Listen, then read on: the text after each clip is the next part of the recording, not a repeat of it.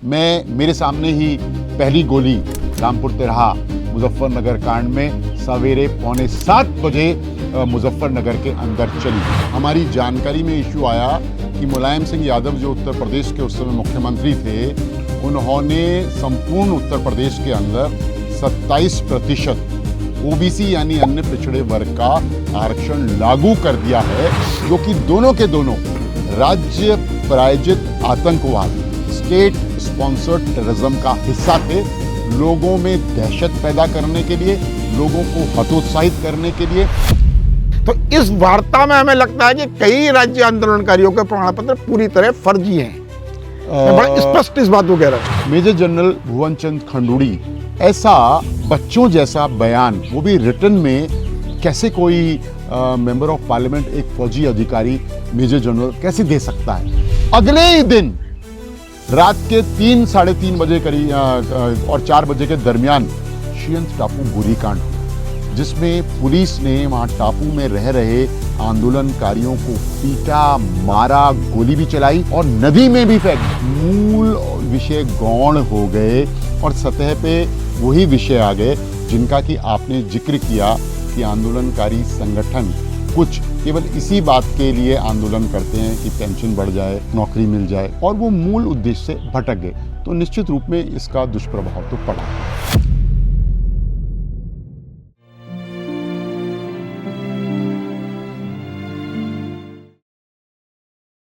नमस्कार। आज हमारे इस पॉडकास्ट में हमारे साथ हैं भाई रविंद्र जुगरान जी। रविंद्र जुगरान जी के बारे में ज़्यादा कुछ ना कहते हुए मैं तो चाहूँगा कि आप स्वयं अपना एक राजनीतिक परिचय से अगर बात शुरू करें तो ज़्यादा बेहतर होगा। स्वयं का परिचय देने में मज़ा नहीं आता। मैं इतना ही कह सकता हूँ कि पिछले 36 सालों से 24x7 एक social political worker, as an activist, as an student leader हम समर्पित हैं और सत्य के साथ।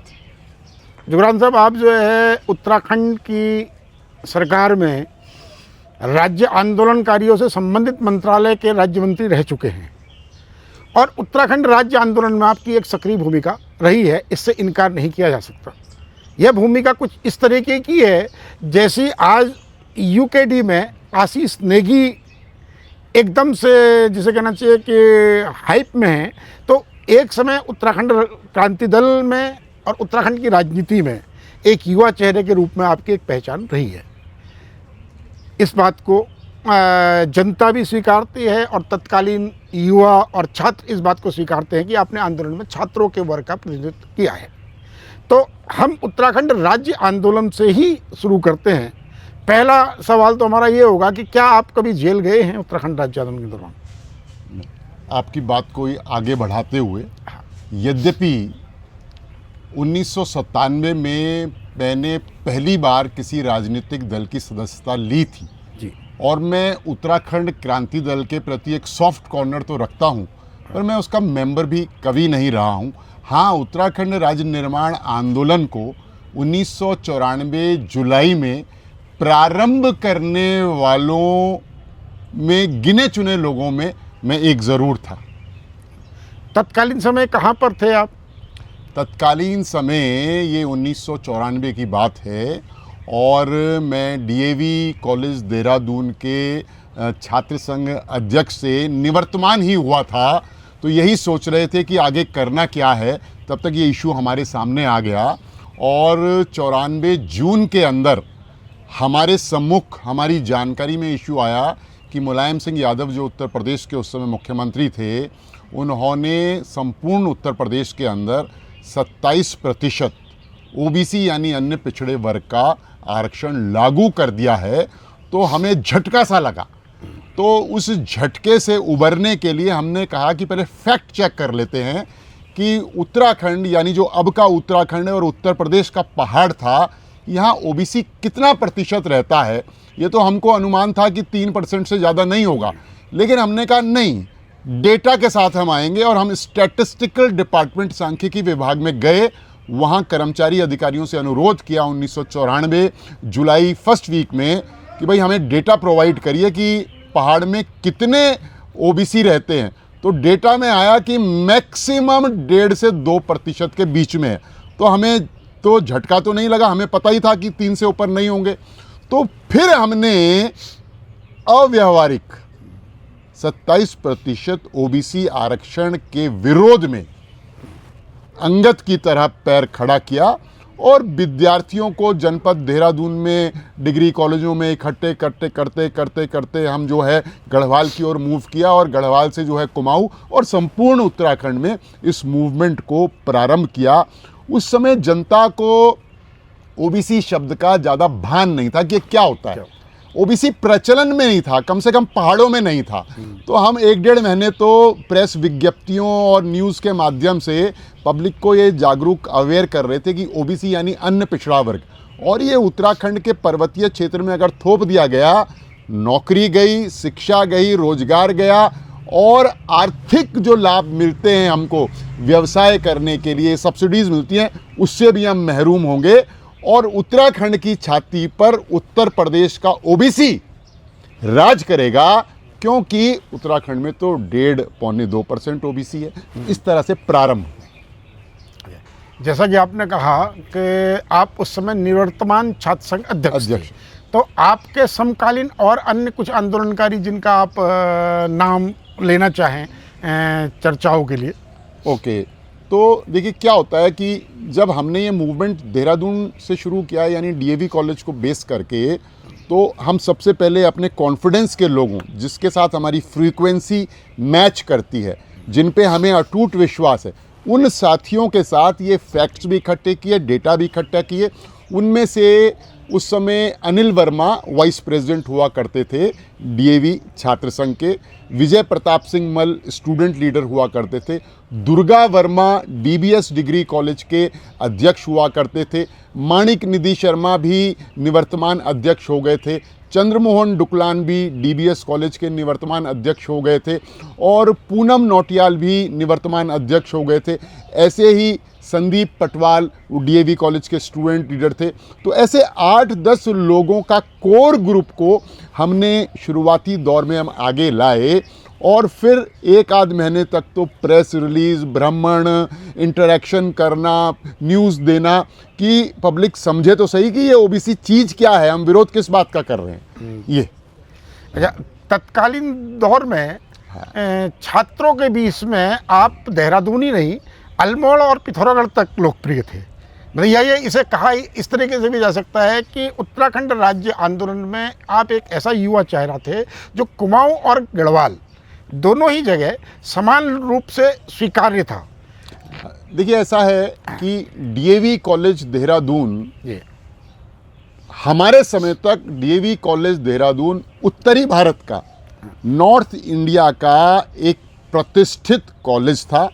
शिक्षा के क्षेत्र में भी, स्पोर्ट्स के क्षेत्र में भी, पढ़ाई के क्षेत्र में भी।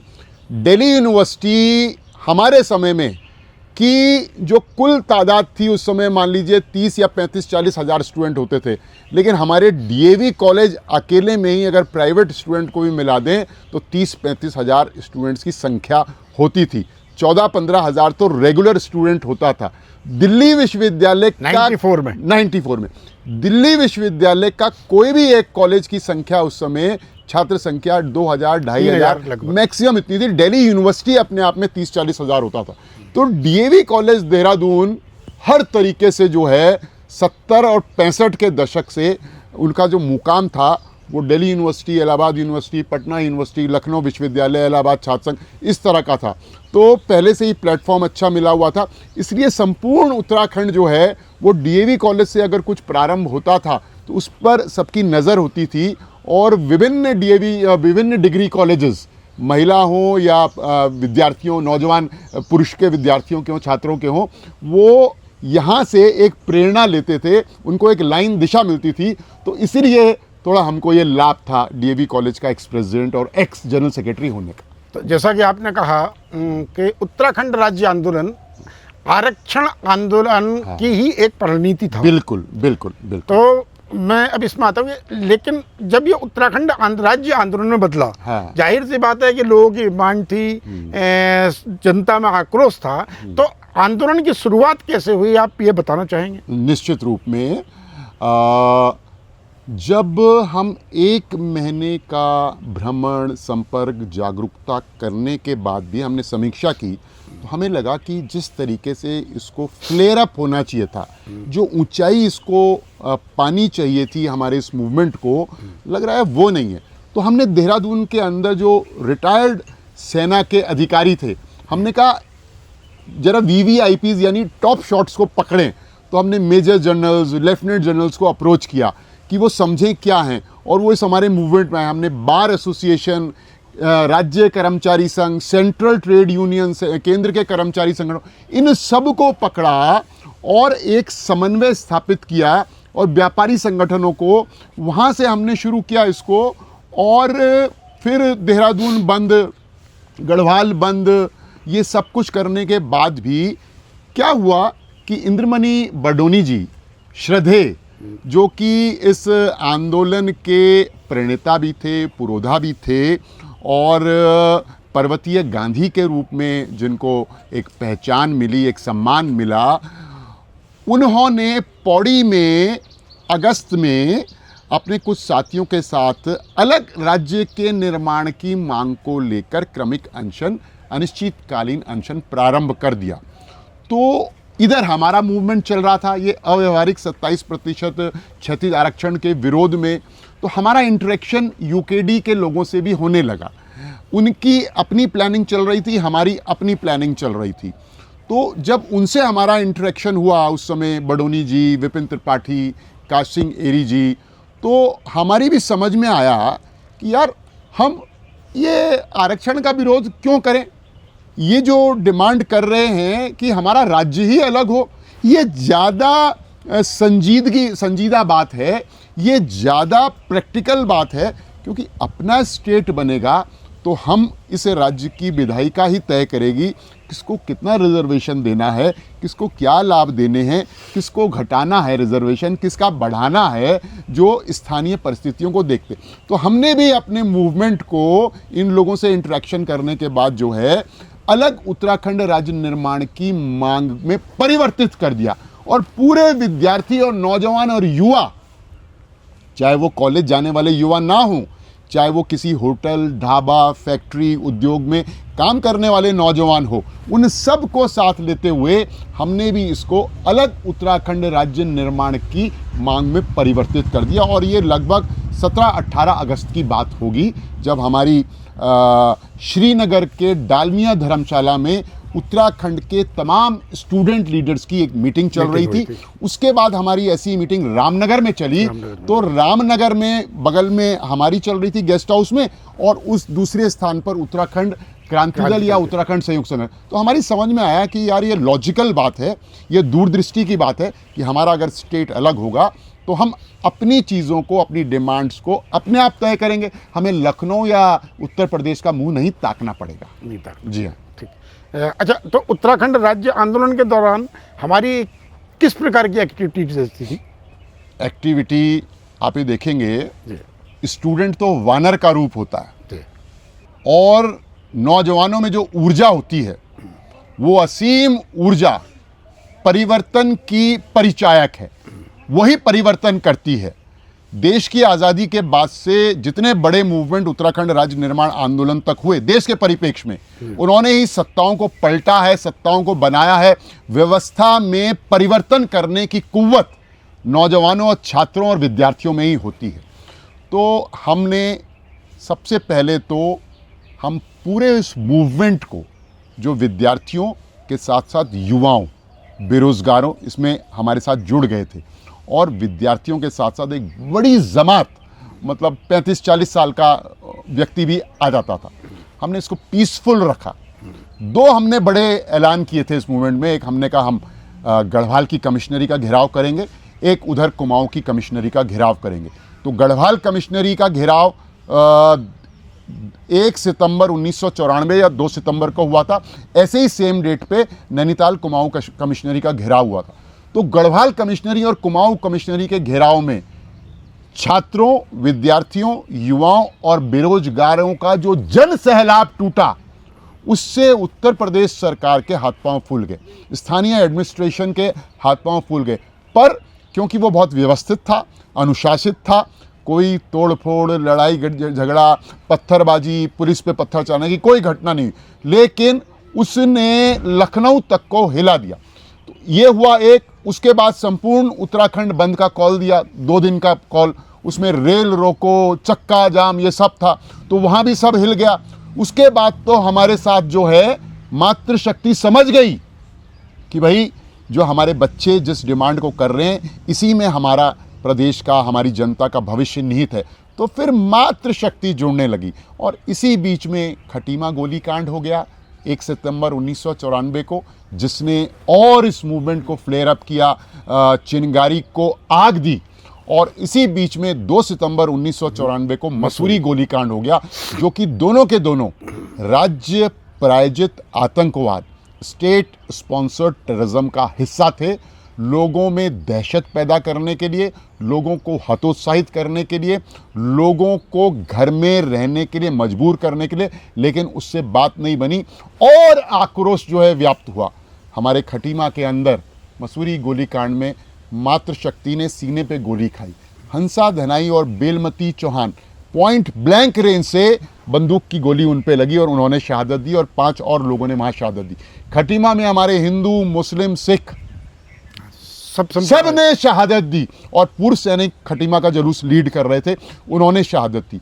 उसके बाद उत्तराखंड संयुक्त संघर्ष समिति और उत्तराखंड संयुक्त छात्र संघर्ष समिति ने तय किया कि हमारी बात सुनी नहीं जा रही है, न सेंट्रल गवर्नमेंट सुन रही है, न स्टेट गवर्नमेंट सुन रही है। तो हमने कहा 2 अक्टूबर 1994 को दिल्ली के रामलीला मैदान में अलग उत्तराखंड राज्य निर्माण की मांग को लेकर एक विशाल महारैली की जाएगी, और वो महारैली हुई। लेकिन उसी बीच में 1 अक्टूबर और 2 अक्टूबर की रात को मुजफ्फरनगर कांड रामपुर तिराहा में भी हुआ। ये 2 अक्टूबर की रैली का आह्वान किस संगठन द्वारा किया गया था? निश्चित रूप में 2 अक्टूबर 1994 की दिल्ली महारैली अलग उत्तराखंड राज्य निर्माण की मांग को लेकर उत्तराखंड संयुक्त संघर्ष समिति लेड बाय इंद्रमणि बडोनी जी और उत्तराखंड संयुक्त छात्र संघर्ष समिति, इन दोनों के समन्वय से हुआ। लेकिन उस समय पब्लिक ये नहीं देख रही थी कि कॉल किसने करी है। पब्लिक तो स्वतः स्फूर्त स्वयं से ही आ रही थी, स्वयं से ही प्रतिभाग कर रही थी, स्वयं से ही गाड़ियों का प्रबंधन कर रही थी, स्वयं से ही खाना वाना, आना जाना, रहना, सोना। तो वो एक स्वतः स्फूर्त मूवमेंट में तब्दील हो गया। मेरे सामने ही पहली गोली रामपुर तिराहा मुजफ्फरनगर कांड में सवेरे 6:45 बजे मुजफ्फरनगर के अंदर चली, क्योंकि हम लोग 5 बजे रामपुर तिराहा पहुंच गए थे। आप मुजफ्फरनगर कांड को थोड़ा सा विस्तार से बताना मैं बताता हूँ आपको। देखिए, मैंने अपने जीवन काल में, मेरा जीवन तो बहुत बड़ा नहीं है, मैं 56 साल का इस समय हूँ, और उस समय मैं 24 वर्ष का रहा हूँगा। जब अलग दिल्ली रैली के लिए घोषणा हुई, और ये घोषणा 2 अक्टूबर से कम 15-20 दिन पहले हो गई थी, यानी 14-15 सितंबर के आसपास। तो उत्तराखंड के पूरे पर्वतीय जिलों में, इंक्लूडिंग देहरादून, नैनीताल, उधम सिंह नगर तब तक जो है नैनीताल का ही पार्ट था, लोगों में उत्साह, गुस्सा, एक ललक, एक जिजीविषा, एक संकल्प, एक विजनरी अप्रोच कि नहीं, हमें दिल्ली रैली में जाना है। लोग अपने अपने हिसाब से कार का जुगाड़ करना, जिस पे कार थी, कोई मिनी बस, कोई छोटी बस, कोई अपने स्वयं के साधनों से करने लगे। और मैं आपको बताता हूं, बिल्कुल आंखों देखी जी, देहरादून से कम 8-9 हज़ार व्हीकल्स, जिसमें बसेस, प्राइवेट व्हीकल्स, छोटी गाड़ियां, बड़ी गाड़ियां गई होंगी। और हम लोग 7:30 बजे यहाँ पे, जहाँ पे हम हैं, यहाँ से 1 किलोमीटर की दूरी पे घंटाघर है, और घंटाघर से 300 मीटर की दूरी पे पंचायती मंदिर है, जिसको हम दर्शन लाल चौराहा बोलते हैं। 7:30 बजे के लगभग पंचायती मंदिर के निकट बसों का रेला लग गया, प्राइवेट व्हीकल्स का लग गया। और ऐसे ही देहरादून के विभिन्न कोनों में, चाहे वो रायपुर हो, प्रेमनगर हो, सालावाला हो, बालावाला हो, अलग अलग इलाकों में, तो हमारी जो मातृशक्ति थी वो पारंपरिक वेशभूषा में थाली लेके जिसमें दिया तिलक पिठाई हमको तिलक लगा के दिल्ली रैली के लिए जो है वो प्रस्थान के लिए विदाई कर रही थी और हम गाड़ियों में बैठ रहे थे और ढोल दमाऊ भी वहाँ पर बज रहा था और पूजा अर्चना भी हो रही थी। हम 8 बजे करीबन अपना पंचायती मंदिर से बैठे और हम मोहंड क्रॉस किए ही होंगे। गर्मियों का समय था, मतलब 2 अक्टूबर, ऐसा नहीं जाड़ा नहीं हुआ था, लेकिन प्लेग फैला हुआ था उन दिनों। प्लेग सबने अपने मुंह पर रुमाल को तिकोने उसमें बांधा हुआ था कि कहीं प्लेग से हम प्रभावित ना हो जाए। तो हमको मोहंड में रोका गया चेकिंग के नाम पे। आधा घंटा वहाँ पुलिस ने हमारा समय खराब किया, लेकिन वहाँ पुलिस बल कम था, गाड़ियाँ बहुत ज़्यादा थी, तो हम वहाँ से आगे निकले। फिर हमें नारसन में रोका गया। नारसन में तो ये स्थिति थी कि पुलिस चाह रही थी, पुलिस भी थी और सिविल में भी गुंडे एलिमेंट वहाँ पे मौजूद था, और वहाँ नारसन में धक्का मुक्की और पुलिस ने हाथापाई भी करी, बटों से मारा भी, गोली भी चली। तो हमारे कुछ साथियों ने वहाँ, मैं ऑफ द रिकॉर्ड नहीं ऑन द रिकॉर्ड बोल रहा हूँ, कि जब मार पड़ी तो पुलिस की बंदूक भी छीन ली थी 1-2 की, और वो फेंक दी थी उधर छीन के। और नारसन का थाना, उसमें पुलिस की संख्या बहुत ज़्यादा नहीं थी। नारसन के थाने पे भी जब हमारे साथ मारपीट हुई तो हमने नारसन के थाने से पुलिस को वहाँ से खदेड़ दिया, भाग गया। और उसके बाद हमारा जो है रैला चला, और हम जिस गाड़ी में थे वो गाड़ी लगभग सुबह 4:30 या 4:45 बजे रामपुर तिराहा पे पहुंची। लेकिन रामपुर तिराहा से 5 किलोमीटर पहले ही बसों की पूरी कतार लगी हुई थी। सैकड़ों और हजार की तादाद में व्हीकल्स होंगी जिनके सबके शीशे टूटे हुए थे, सबके शीशे, और सड़क पर जैसे कांच बिखरा हुआ था 3-4 किलोमीटर तक। कांच ही कांच था, कांच ही कांच था, कांच ही कांच। हम समझ गए थे कोई बड़ा कांड हो गया, कोई बहुत बड़ा कांड हो गया। तो जैसे ही हम आगे पहुंचे सारी बसेस को क्रॉस करके, क्योंकि हम लीड कर रहे थे, मेरे पास खुद सीटी थी और गले में सीटी 1-2 लोगों के साथ और भी थी, तो हम सबसे आगे पहुंचे और हमने सबसे आगे अपनी बस खड़ी करी। तो नहीं, उस समय मैं एक एम्बेसडर कार में आ गया था। मैं जिस गाड़ी में था उसमें रंजीत सिंह वर्मा जी जो यहाँ के लीड कर रहे थे, पूर्व विधायक, शंकर चंद रमोला जी, वेद उनियाल जी, ओमी उनियाल जी और मैं 5 एक एम्बेसडर में आ गए थे उस समय। तो पुलिस आई और वो हमें ढूंढ रही थी, उनको हमारे चेहरे मालूम नहीं थे, वो मुझसे ही मेरा नाम पूछ रहे हैं। तो हम अनभिज्ञता जाहिर करते हुए सब एक दूसरे की तरफ देखे, हमने कहा वो तो पीछे बस में आ रहे हैं वो लोग। वो मतलब इतनी मुखबरी हो चुकी थी कि इनके लीडर्स को पकड़ें। तो हम गाड़ी से उतरे, सुबह 5 बज गए थे, हल्का अंधेरा था, और हमने कहा हम शौच वगैरह, बाथरूम वगैरह से निवृत्त हो जाएंगे, उसके बाद कहीं चाय वाय पीने का मन हुआ तो देखा एक आध खोके थे, चाय वाय हमने पी। बैरिकेडिंग लगी हुई थी सामने की तरफ, और बैरिकेडिंग इतनी ज़बरदस्त थी कि बैरिकेडिंग से 1 किलोमीटर पीछे तक दूसरी पल्ली तरफ बड़े ट्रक पंचर करके, बड़ी रोडवेज की बसें पंचर करके, ट्रॉले पंचर करके लगाए हुए थे। तो चाय ची पीने के बाद हम जब वहाँ गए तो वहाँ मौके पर, मैं आपको आज ही बता सकता हूँ अगर मैं गलत नहीं हूँ, DIG बुआ सिंह, SSP RP सिंह सरदार जी और DM अनंत कुमार सिंह मौके पे मौजूद थे। हमारा डेलीगेशन 10-12 लोगों का गया और हमने उनसे कहा कि भाई हम तो देखो शांतिपूर्ण तरीके से आ रहे हैं, हमें दिल्ली जाना है, हमारी रैली है। उन्होंने साफ लफ्ज़ों में कहा हमें राज्य सरकार से और सेंटर से ये ऑर्डर्स हैं कि आप इनको एक कदम भी आगे नहीं बढ़ने देंगे। हम भाप गए थे कि हम चाहे पूरा जोर लगा लें, हमें 1 इंच नहीं बढ़ने। तो हम वहीं धरने पे बैठ गए। रघुपति 2 अक्टूबर का दिन था, तो हमने भजन शुरू किए, रघुपति राघव राजा राम पति तबावन सीताराम। इसी बीच 15-20 मिनट भजन वगैरह चल रहे थे। तो मुझे नहीं मालूम कि एक कांच की कोई बोतल जिसको तोड़ा गया, अब वो हमारी तरफ से उनके लोग थे या कौन लोग थे या असामाजिक तत्व थे जिन्होंने बैरिकेडिंग के पार उस कांच की बोतल को तोड़ के फेंका। अब सामने जो पुलिस थी या PSC थी वो उस इंतजार में थी, मौके की तलाश में उन्होंने वो बैरिकेडिंग हटाई, हमारी तरफ वहाँ से बढ़े। जैसा PSC आती है जब लठ लेके तो ज़ोर ज़ोर से पटकती भी है ज़मीन पे लठ, तो हमारी ओर बढ़ने लगे और हम उनसे 50-100 मीटर की दूरी पे थे, फ्रंट पे हम मौजूद थे। जब वो हमारी तरफ बढ़ने लगे, हमने पीछे की तरफ देखा तो लोग पीछे की तरफ जाने लगे। तो वो फिर जब उन्होंने स्पीड पकड़ी, पुलिस ने कदम ताल तेज करी, ज़मीन पे लट पटका, तो मैंने फिर पीछे की तरफ देखा हम लोगों ने, तो लोग और पीछे की तरफ जाने लगे। तो हमने लोगों को कहा भी, जो आंदोलनकारी लोग थे, कि पीछे की तरफ मत जाओ, आप यहाँ लेट जाओ या बैठ जाओ, उसमें हमारे ऊपर गोली गाली नहीं चल पाएगी, हमारी ज़्यादा पिटाई होगी या लठ पड़ेगा, इससे ज़्यादा कुछ नहीं। लेकिन पुलिस ने ऑफेंसिव स्टैंड लेते हुए हमको क्रॉस कर गई, क्योंकि हम तो फ्रंट पे थे, तो उनको मौका नहीं लगा हमें मारने का।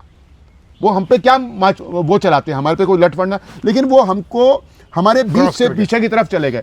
तो उन्होंने, जब वो सैकड़ों की तादाद में पीएससी और पुलिस वाले मॉब के खदेड़ा उन्होंने, तो हमने थोड़ी देर में देखा गोलियों की आवाज़ चलनी शुरू हुई। हुआ ये कि उन्होंने मॉब को खदेड़ा, कहीं लठ भी चलाया, तो आसपास जो है ईंट के भट्टे थे, तो हो सकता है कि जब लड़के पिटे होंगे, आंदोलनकारी पिटे होंगे, तो उन्होंने पत्थर भी चलाए होंगे, ऑब्वियसली चलाए होंगे, ठीक। और इसी बीच में हमको लगभग 7, सवा 7 बजे करीबन गोली चलने की आवाज़ आई। हम समझ गए थे कि गोली चलनी शुरू हो गई है। हमने क्या किया, अपने को सेव करने के लिए हम बस के अंदर आके बैठ गए। लेकिन जब हमने ये देखा कि पुलिस वाले बसों के अंदर आके भी ये कोहनी मारना, लठ चलाना, हमको डराना उन्होंने शुरू कर दिया, तो हमने कहा पिटने से तो ज़्यादा पिटने से अच्छा है यहाँ 2-4 लठ खा लो, ठीक है, क्योंकि हम बिल्कुल अहिंसात्मक तरीके से चल रहे थे। लेकिन उसके बाद क्या हुआ, हमारे सामने ही स्ट्रेचर में बॉडीज़ आने लग गई। अब वो डेड बॉडीज़ नहीं थी, लेकिन वो बुलेट इंजरीज की वो बॉडीज़ थी। तो मेरे साथ जो लोग बैठे थे बस में, जो सीनियर लोग थे, मैंने कहा भाई साहब तो नीचे उतरना पड़ेगा, ये देखिए इसमें क्या कहते हैं स्ट्रेचर में बॉडीज़ आ रही है। तो हम 8-10 लोग नीचे उतरे, तब तक पुलिस वहाँ पर लठवट चलाना बंद कर दिया था। तो पहचानने लगे लोगों को, हमने कहा हल्ला करना शुरू कर दिया, हमने कहा इनको जो है हॉस्पिटलाइज करिए। तो फिर पुलिस ने जो है उनको वहाँ से, उनकी जो गाड़ियाँ थी उसमें हॉस्पिटल ले गाना। तब तक 5-7 लोगों के गोली लग चुकी थी और थोड़ा माहौल ठंडा हो गया था, यानी गोली चलने और लगने के बाद तो हम सब लोग नीचे आ गए, फिर धरना शुरू हो गया। इसी बीच में हमको ये खबर लगी कि गोली जो है वो 8-10-12 लोगों के लगी है, लेकिन वो तो अगले दिन और उसके 2 दिन बाद पता चला कि इतने लोग शहीद हो गए और इतने लोग बुलेट की इंजरीज से हैं। तो वहाँ पर 1.5-2 घंटा वो धरना चला। इसी बीच में पुलिस फोर्स ने हमारी अरेस्टिंग करके 12, 15, 20, 25, 30 गाड़ियों को उसके 2 किलोमीटर पर स्पॉट के, जहाँ यह घटनाक्रम हुआ था, एक स्टेडियम था मुजफ्फरनगर के अंदर, तो हमें जो है एक तरीके से स्टेडियम के अंदर अरेस्ट कर लिया। और फिर वहाँ पर इसी बीच में दिल्ली से हर्ष डोभाल जी के नेतृत्व में जेएनयू के रिसर्च स्कॉलर जो है 9:30-10 बजे करीबन वहाँ पहुँच गए। फिर बीजेपी की जो स्थानीय सांसद थी मालती शर्मा जी, वो भी पहुँच गई। दिल्ली से भी लोग आ गए, किसान लोग भी आ गए, आसपास के मुजफ्फरनगर के गांव के लोग भी आ गए।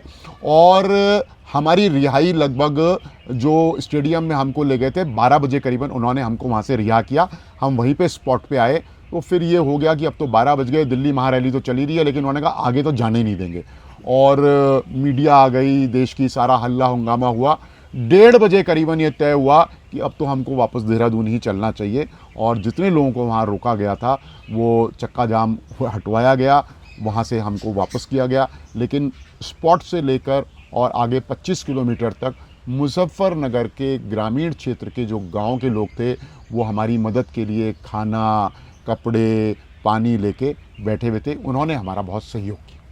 अभी आपने 2 अक्टूबर का जिक्र किया। हाँ, समाजवादी पार्टी का शायद आपने ये बयान पढ़ा हो, उन्होंने बड़े स्पष्ट शब्दों में कहा हाँ, कि तत्कालीन सांसद और उत्तराखंड के पूर्व मुख्यमंत्री खंडूरी जी ने इस संदर्भ में केंद्र सरकार को पत्र लिखा था कि उत्तराखंड के तमाम सैनिक सशस्त्र रूप से दिल्ली आ रहे हैं और मुजफ्फरनगर का कांड होने के पीछे ये एक बहुत बड़ी वजह रही। आप इससे कितना इत्तेफाक रखते हैं? देखिए ऐसा है, मुलायम सिंह सरकार के पास और भारत सरकार के पास उस समय कोई एक्सक्यूजेज रह नहीं गए थे। खटीमा गोलीकांड हो चुका था, मसूरी गोलीकांड हो चुका था, मुजफ्फरनगर रामपुर तिरहा 1994 की रात को महिलाओं के साथ अपमान के, दुर्व्यवहार के सारी लिमिट्स क्रॉस कर दी गई थी। मीडिया ने उसको छाप दिया था, ये एक्सपोजर हो गया था। और 8-10-7 लोग जो है बुलेट इंजरीज से वहाँ शहीद हो गए थे। 12-13 लोगों के घायल भी बुलेट इंजरीज हो गई थी। अब इसको ओवरकम कैसे किया जाए, इससे कैसे एक्सक्यूज़ किया जाए, कैसे बचा जाए, तो ये स्टोरी गढ़ी गई। मेजर जनरल भुवन चंद खंडूड़ी सारे जीवन भर जो है 38 से 39 साल जिन्होंने सेना में काम किया है, जो उस समय 94 के समय मेरे ख्याल दूसरी बार के शायद सांसद थे या प्रथम बार के थे और मुख्य सचेतक भी थे बीजेपी के पार्लियामेंट के अंदर। ऐसा बच्चों जैसा बयान, वो भी रिटन में, कैसे कोई मेंबर ऑफ पार्लियामेंट, एक फौजी अधिकारी, मेजर जनरल कैसे दे सकता है? तो इसका कहीं प्रूफ, प्रमाण तो कहीं नहीं दिखाया गया, क्योंकि ये खाली जो है ये अपनी फेस सेविंग करने के लिए ये र्यूमर या ये अफवाह एक तरीके से फैलाई गई। खंडूड़ी जी ने वास्तव में क्या भारत सरकार को कहा होगा या वास्तव में क्या कहा वो तो छूट गया, लेकिन ये ऐड ऑन कर दिया गया कि साहब खंडूड़ी जी ने कहा कि सशस्त्र लोग। अरे भाई, हमारा तो सारा मूवमेंट ही अहिंसक रहा है, सारा अहिंसावादी मूवमेंट रहा है। हम लोग तो वो लोग रहे कि फौजी होने के बावजूद भी, एक्स सर्विसमैन होने के बाद भी हमारे यहाँ पूरा अहिंसा का मूवमेंट। तो मुझे लगता है कि ये केवल एक फेस सेविंग के लिए मनगढ़ंत बात कही गई। थोड़ा आगे चलते हैं कि उत्तराखंड राज्य आंदोलन के दौरान आपने पूरे कुमाऊं और गढ़वाल लगभग प्रत्येक जगह आप गए हैं। हाँ। तो उन जगहों से लेके जुड़ा हुआ कोई एक अच्छा अविस्मरणीय ऐसा घटना जिसका आप जिक्र हमारे बीच करना चाहें? देखिए, उत्तराखंड मूवमेंट में हम ये तो नहीं क्लेम करते कि उत्तराखंड के अंदर तो इस समय 90 ब्लॉक्स हैं। हाँ। और हम ब्लॉक तक तो कभी नहीं पहुंच पाए। हाँ। लेकिन लगभग सभी हमने- जिलों में कहा। हाँ, जिलों को हमने सबको टच किया, और जिलों के बीच में जो रोड साइड के कस्बे थे वो भी हमने हमेशा टच किए पूरा का पूरा। और इस पूरे मूवमेंट का एक वाकया मैं आपको याद दिलाना चाहूँगा, जो कि श्रीयंत टापू गोलीकांड का। जी। श्रीयंत टापू जो श्रीनगर गढ़वाल में श्रीयंत्र जो है वो नदी के बीच में श्रीयंत है और उस टापू है। जब गर्मियाँ होती हैं तो पानी बहुत बढ़ जाता है, लेकिन जब सर्दियाँ होती हैं तो टापू स्पष्ट रूप से टापू दिखाई दिखता है।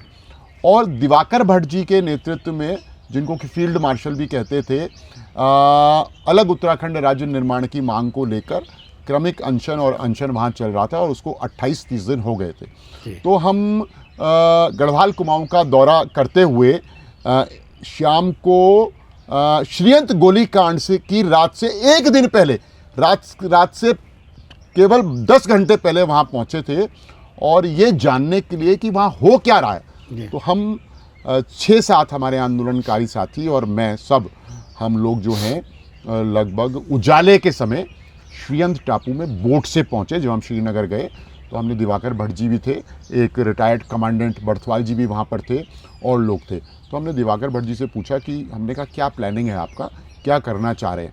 लेकिन उन लोगों से बातचीत करके और अन्य लीडर से बातचीत करके कि हमें ऐसे लगा कि ये हमसे कुछ छुपा रहे हैं, ये हमें अपनी प्लानिंग नहीं बता रहे, और ये पूरी चीज़ों को स्पष्ट नहीं कर रहे हैं। फिर हमारे साथ एक सज्जन ऐसा था जिसकी उत्तराखंड आंदोलन में गोली लगी थी, उसको 2 गोलियां लगी थी, और तीसरी गोली जो है उसके अभी भी बॉडी के अंदर अभी भी है, रविंदर सोलंकी नाम का।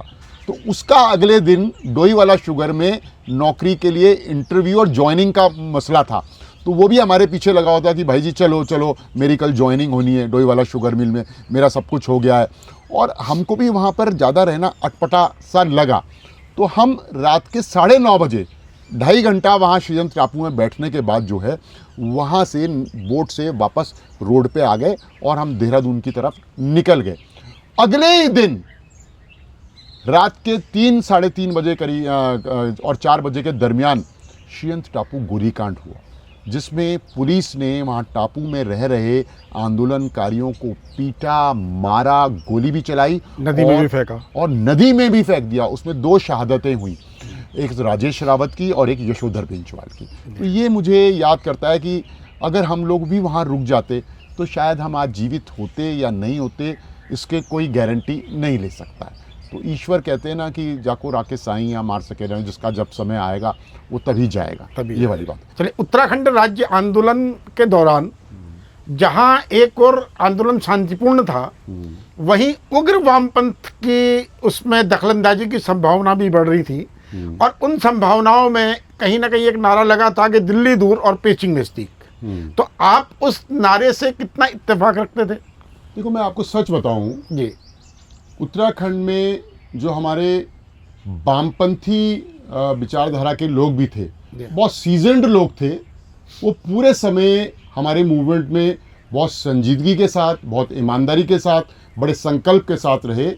और उन लोगों की तरफ से कम्युनिस्ट पार्टी ऑफ इंडिया जो इंद्रजीत गुप्त वाली थी, कभी ऐसा नारा कभी नहीं लगा। हाँ, हो सकता है कि ये कह लीजिए कि इमैच्योर लोग या थोड़ा ह्यूमर क्रिएट करने वाले लोग या कोई एक आध कोई इस तरह का विचार करने वाला कि जिसने शायद ये सोचा हो, नेगेटिव उसमें नहीं, कि अगर हम ये नारा देंगे तो शायद भारत सरकार जग जाए। तो ऐसे नारे कभी रैलियों में पब्लिकली सार्वजनिक रूप से कभी नहीं लगे। हो सकता है 2, 4, 10, 12 लोगों ने कहीं पे खड़े होकर लगा दिए हों। तो ये नारा ना तो उत्तराखंड राज्य निर्माण आंदोलन को जो लीड कर रहे लोग थे, उसमें चाहे यूकेडी हो, चाहे सीपीआई हो, कम्युनिस्ट पार्टी ऑफ इंडिया हो, चाहे अन्य दलों के लोग जो मेन इसको फोर फ्रंट में थे, कभी किसी के सामने पब्लिकली, किसी प्रेस में, किसी मीडिया के सामने या आंदोलन में या जलसे में या जुलूस में या गिरफ्तारी में या चक्का जाम में नहीं लगा। हाँ, ये जरूर कहा जा सकता है कि कुछ इंडिविजुअल्स ने लगाए हों या किसी छोटे मोटे समूह ने लगाए हों, और वो भी नेगेटिव बेंट ऑफ माइंड से ना लगाए हों, पॉजिटिव बेंट ऑफ माइंड से लगाए हों कि भारत सरकार जाग जाए कि भाई पेकिंग जो है हमारे से पास पड़ता है, दिल्ली दूर पड़ता है, यानी चमोली पिथौरागढ़ से पास ही तो है चाइना, तो दिल्ली दूर पड़ता है। तो ये सोच के शायद लगाया हो, पर ऐसा हमने ना कभी तवज्जो नहीं दिया इसको कभी भी। उत्तराखंड में उस समय जो छात्र नेता आपके नज़दीक रहे आंदोलनों में, उनमें से कुछ लोगों का जिक्र करना चाहेंगे? उत्तराखंड में जो लोगों ने, स्टूडेंट लीडर्स तो बहुत थे, लेकिन जैसे डॉक्टर एसपी सती हो गए श्रीनगर से, डॉक्टर जेपी मेहता हो गए और निर्मल पंडित हो गए, है ना, इधर हल्द्वानी में गणेश उपाध्याय हो गए। ये सब लोग काफ़ी एक्टिव थे, बढ़िया तरीके से लगे रहे। लेकिन स्टूडेंट लीडर्स में से भी बहुत गिने चुने वो रहे होंगे जो 94 से 9 नवंबर 2000 तक 24/7 जो है वो मोर्चे पे लगातार खड़े रहे हो, हर पल, हर क्षण, हर वक्त, हर दिन। क्योंकि सभी लोग सामाजिक प्राणी हैं, सभी की अपनी अपनी प्रॉब्लम्स हैं, घरेलू समस्याएं हैं, तो इन कारणों से कंटिन्यूटी को राउंड द क्लॉक मेंटेन करना बहुत मुश्किल होता है, बहुत मुश्किल। अच्छा, अब आते हैं उत्तराखंड राज्य आंदोलन से आगे की तरफ। हाँ। जब हम उत्तराखंड राज्य प्राप्त कर लेते हैं वर्ष 2000 में, तो एक दौर शुरू होता है राज्य आंदोलनकारियों के चिन्हीकरण का। आप उस राज्य, क्योंकि आप उत्तराखंड राज्य आंदोलनकारी परिषद के उपाध्यक्ष भी रहे हैं, तो अध्यक्ष की हैसियत से आप भी कहीं ना कहीं इस निर्णय में भागीदार रहे होंगे। आप उत्तराखंड राज्य आंदोलनकारियों के चयन और उनको पेंशन देने की जो सरकार की योजना है, उससे किस हद तक सहमत रहे? देखिए, मैं आपको बताता हूँ, मैं एक चीज़ भूल ना जाऊँ जो कि हमारी यूएसपी है।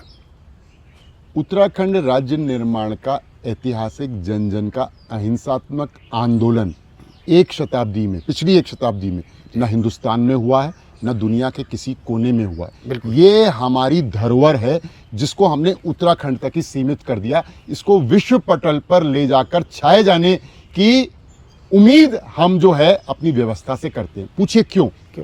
उत्तराखंड के अंदर हर घर से एक व्यक्ति सेना, अर्धसेना या पैरामिलिट्री फोर्सेस में है। हम गोली चलाना जानते हैं, हथियार बनाना जानते हैं, बारूद का कैसे इस्तेमाल किया जाए ये भी हम जानते हैं, और आज से नहीं, पीढ़ियों और पीढ़ियों से कई 100 सालों से जानते हैं, अपने राजाओं के जमाने से। और चाइना युद्ध में सरकार द्वारा ये हमारे परिवार के हर व्यक्ति को ट्रेनिंग दी गई है। हम राजाओं के जमाने से वीर बढ़ रहे हैं। उसके बाद हमने ब्रिटिशर्स के लिए भी 2 वर्ल्ड वॉर लड़ी हैं। उसके बाद हमने जो है पाकिस्तान और चाइना, इन सबको, और श्रीलंका पीस कीपिंग फोर्स में हमेशा लोहा मनवाया है। और हम वो कौम हैं, हम वो जमात हैं, हम उस देवभूमि से आते हैं जो कि जनसंख्या के अनुपात में, पॉपुलेशन के अनुपात में हम सेना और सैनिक और पैरामिलिट्री फोर्स में हिंदुस्तान में सर्वाधिक हैं। उत्तराखंड के गढ़वाल कुमाऊं के लोग सबसे ज्यादा गैलेंट्री अवार्ड्स में भी, जो शौर्य चक्र, वीर चक्र, परमवीर चक्र, इसमें भी हम आबादी के अनुपात में हिंदुस्तान में नंबर 1 हैं। सबसे ज्यादा हमने हासिल किए हैं। तो हम वो कौम हैं जो गोला बारूद बनाना और हथियार चलाना जानती है। और हम पे इतना स्टेट स्पॉन्सर्ड टेररिज्म हुआ, क्या नहीं हुआ हमारे साथ, माँ बहनों का दुर्व्यवहार हुआ, हमको मसूरी, खटीमा, देहरादून, श्रीयंत्र और क्या कहते हैं, नैनीताल, सब जगह जो है स्टेट स्पॉन्सर्ड टेररिज्म से डराया गया। वो भी मातृशक्ति लेड ये मूवमेंट था। मातृशक्ति के नेतृत्व में हुआ है, मातृशक्ति ने ही सब कुछ किया है। उसके बाद भी हम दुनिया को ये बताना चाहते हैं, हमने दुनिया को ये बताया कि ये दुनिया की धरोहर है, विश्व के लिए मैसेज है कि आज nuclear warfare, AI warfare, intelligence warfare और क्या कहते हैं रासायनिक युद्ध के कागार पर खड़ा ये विश्व, परमाणु विस्फोट के मुहाने पे खड़ा हुआ ये विश्व जो है, आज उत्तराखंड से सबक ले कि हमने अहिंसा के रास्ते ये राज्य प्राप्त किया है। तो देश और दुनिया की जितनी जेन्युइन डिमांड्स हैं जो एक कॉन्स्टिट्यूशनल फ्रेमवर्क में आती हैं, उनको भी हम जो है अहिंसा के रास्ते पा सकते हैं। तो लेकिन हमारी 25 सालों की सरकार ने इस पर ध्यान नहीं दिया। ये विश्व पटल पे आपको मालूम, मैं बताऊं, मुझसे ही अकेले दुनिया के कम से कम 20 विश्वविद्यालयों के शोध छात्र छात्राओं ने मुझसे इंटरव्यू किया है, इंटरेक्शन किया है कि यार ये उत्तराखंड मूवमेंट में इतनी बड़ी संख्या में महिलाओं का नेतृत्व कैसे हो गया, कैसे महिलाओं ने लीड किया, यहाँ इतना ज़्यादा एक्स सर्विसमैन कैसे आ गया। आपको याद होगा मुजफ्फरनगर की घटना के बाद जनरल बीसी जोशी जो तत्कालीन थल सेना अध्यक्ष थे, उन्होंने भारत सरकार को यह आगाह किया कि उन्होंने कहा गढ़वाल रेजिमेंट और कुमाऊं रेजिमेंट के जो नौजवान वो मेरे सैनिक हैं वो छुट्टी मांग रहे हैं, वो कह रहे हैं कि मेरे परिवार के साथ जो है वो गोलीकांड हो गए, अत्याचार हो गया, व्यभिचार हो गया। तो भारत सरकार को उन्होंने आगाह किया और मुलायम सिंह की सरकार को तो उन्होंने ढंग से डांटा डपटा। तो हमारे यहाँ तो मैंने कहा कि ये विश्व धरोहर है, ये क्या कहते हैं उत्तराखंड राज्य का। उत्तराखंड आज जो है यूएस अमेरिकन प्रेसिडेंट जो है हर 15 दिन धमकी देता है कि मैं इस देश में आक्रमण कर दूंगा, इस देश पे आक्रमण कर दूंगा, इस देश पे कब्जा कर लेता है, उस देश पे बैठ जाता है, कभी इकोनॉमिक ब्लॉकेड की बात करता है। वो उत्तराखंड से सीखे कि अहिंसा के रास्ते पर जो है बिना किसी युद्ध के, बिना हथियार उठाए, बिना गोली चलाए 42 से भी अधिक 42 शहादत तो ऑन रिकॉर्ड है, लेकिन 8 शहादत वो हैं जिनका प्रमाण अभी तक नहीं मिल पाया, वो भी लोग शहीद हैं। अब आपका जो प्रश्न आया कि मुझको उत्तराखंड राज्य आंदोलनकारी परिषद का अध्यक्ष के रूप में मैंने काम किया, तो ये चिन्हीकरण का, पेंशन का क्या है, मैं बताता हूँ ये कैसे शुरू हुआ। देखिए, नारायण दत्त तिवारी जी जैसी राष्ट्रीय और अंतर्राष्ट्रीय शख्सियत उत्तराखंड राज्य निर्माण से पहले हमेशा यही कहती थी कि छोटे राज्य और उत्तराखंड नहीं बनना चाहिए और मेरी लाश पे उत्तराखंड बनेगा। उसके उनके लिए रीजंस थे, क्योंकि वो केवल उत्तराखंड तक सीमित नहीं होना चाहते थे, लेकिन वो ये भूल गए थे कि वो एक नेशनल और इंटरनेशनल पर्सनैलिटी हैं जो 4 बार उत्तर प्रदेश के मुख्यमंत्री रहे हैं, केंद्र में इतने बड़े मंत्री रहे हैं, क्या कहते हैं तिवारी जी। तो तिवारी जी जब यहाँ आए मुख्यमंत्री बन के, तो तिवारी जी एक संवेदनशील, तिवारी जी एक दूरदृष्टा, तिवारी जी एक घाट घाट का पानी पिए व्यक्ति जो कि स्वतंत्रता संग्राम सेनानी रहे और इंदिरा गांधी जी के समय तक और राजीव गांधी जी के समय तक जिन्होंने सरकारों का नेतृत्व किया और जो नेशनल पॉलिटिक्स और कांग्रेस की पॉलिटिक्स के साथ साथ वर्ल्ड पॉलिटिक्स को समझते थे। तो तिवारी जी जब चीफ मिनिस्टर बन के यहाँ आए तो आपको मालूम है कि हरीश रावत जी और उनके साथियों ने उनको 1.5-2 वर्ष तक तो बिल्कुल चलने ही नहीं दिया। वो तो घंटा घर और राजपुर रोड पे ही सारे विधायक बैठ जाते थे कि तिवारी को वापस भेजो, तिवारी का उत्तराखंड से। तो एक तो कांग्रेस के अंदर का कॉन्फ्लिक्ट, इंटरनल कॉन्फ्लिक्ट इतना ज़्यादा था। फिर तिवारी जी को ये एहसास था कि मुझे उस प्रदेश का मुख्यमंत्री बना के भेज दिया गया है यार, जिस प्रदेश के बारे में मैं कहता था कि ये तो मेरी लाश पे बनेगा, और ये आंदोलनकारी जमात है। ये उत्तराखंड तो आंदोलन के गर्व और शहादतों के गर्व से पैदा हुआ है। मेरा एक स्टेप, मेरा एक कदम जो है वो अब तक की मेरी प्रतिष्ठा को, मेरे कद को वो कम कर सकता है और मैं फेलियर भी हो सकता हूँ इस उत्तराखंड में। मैंने यूपी चला लिया होगा लेकिन उत्तराखंड में मैं फेल हो सकता हूँ, मेरा मूल प्रदेश है।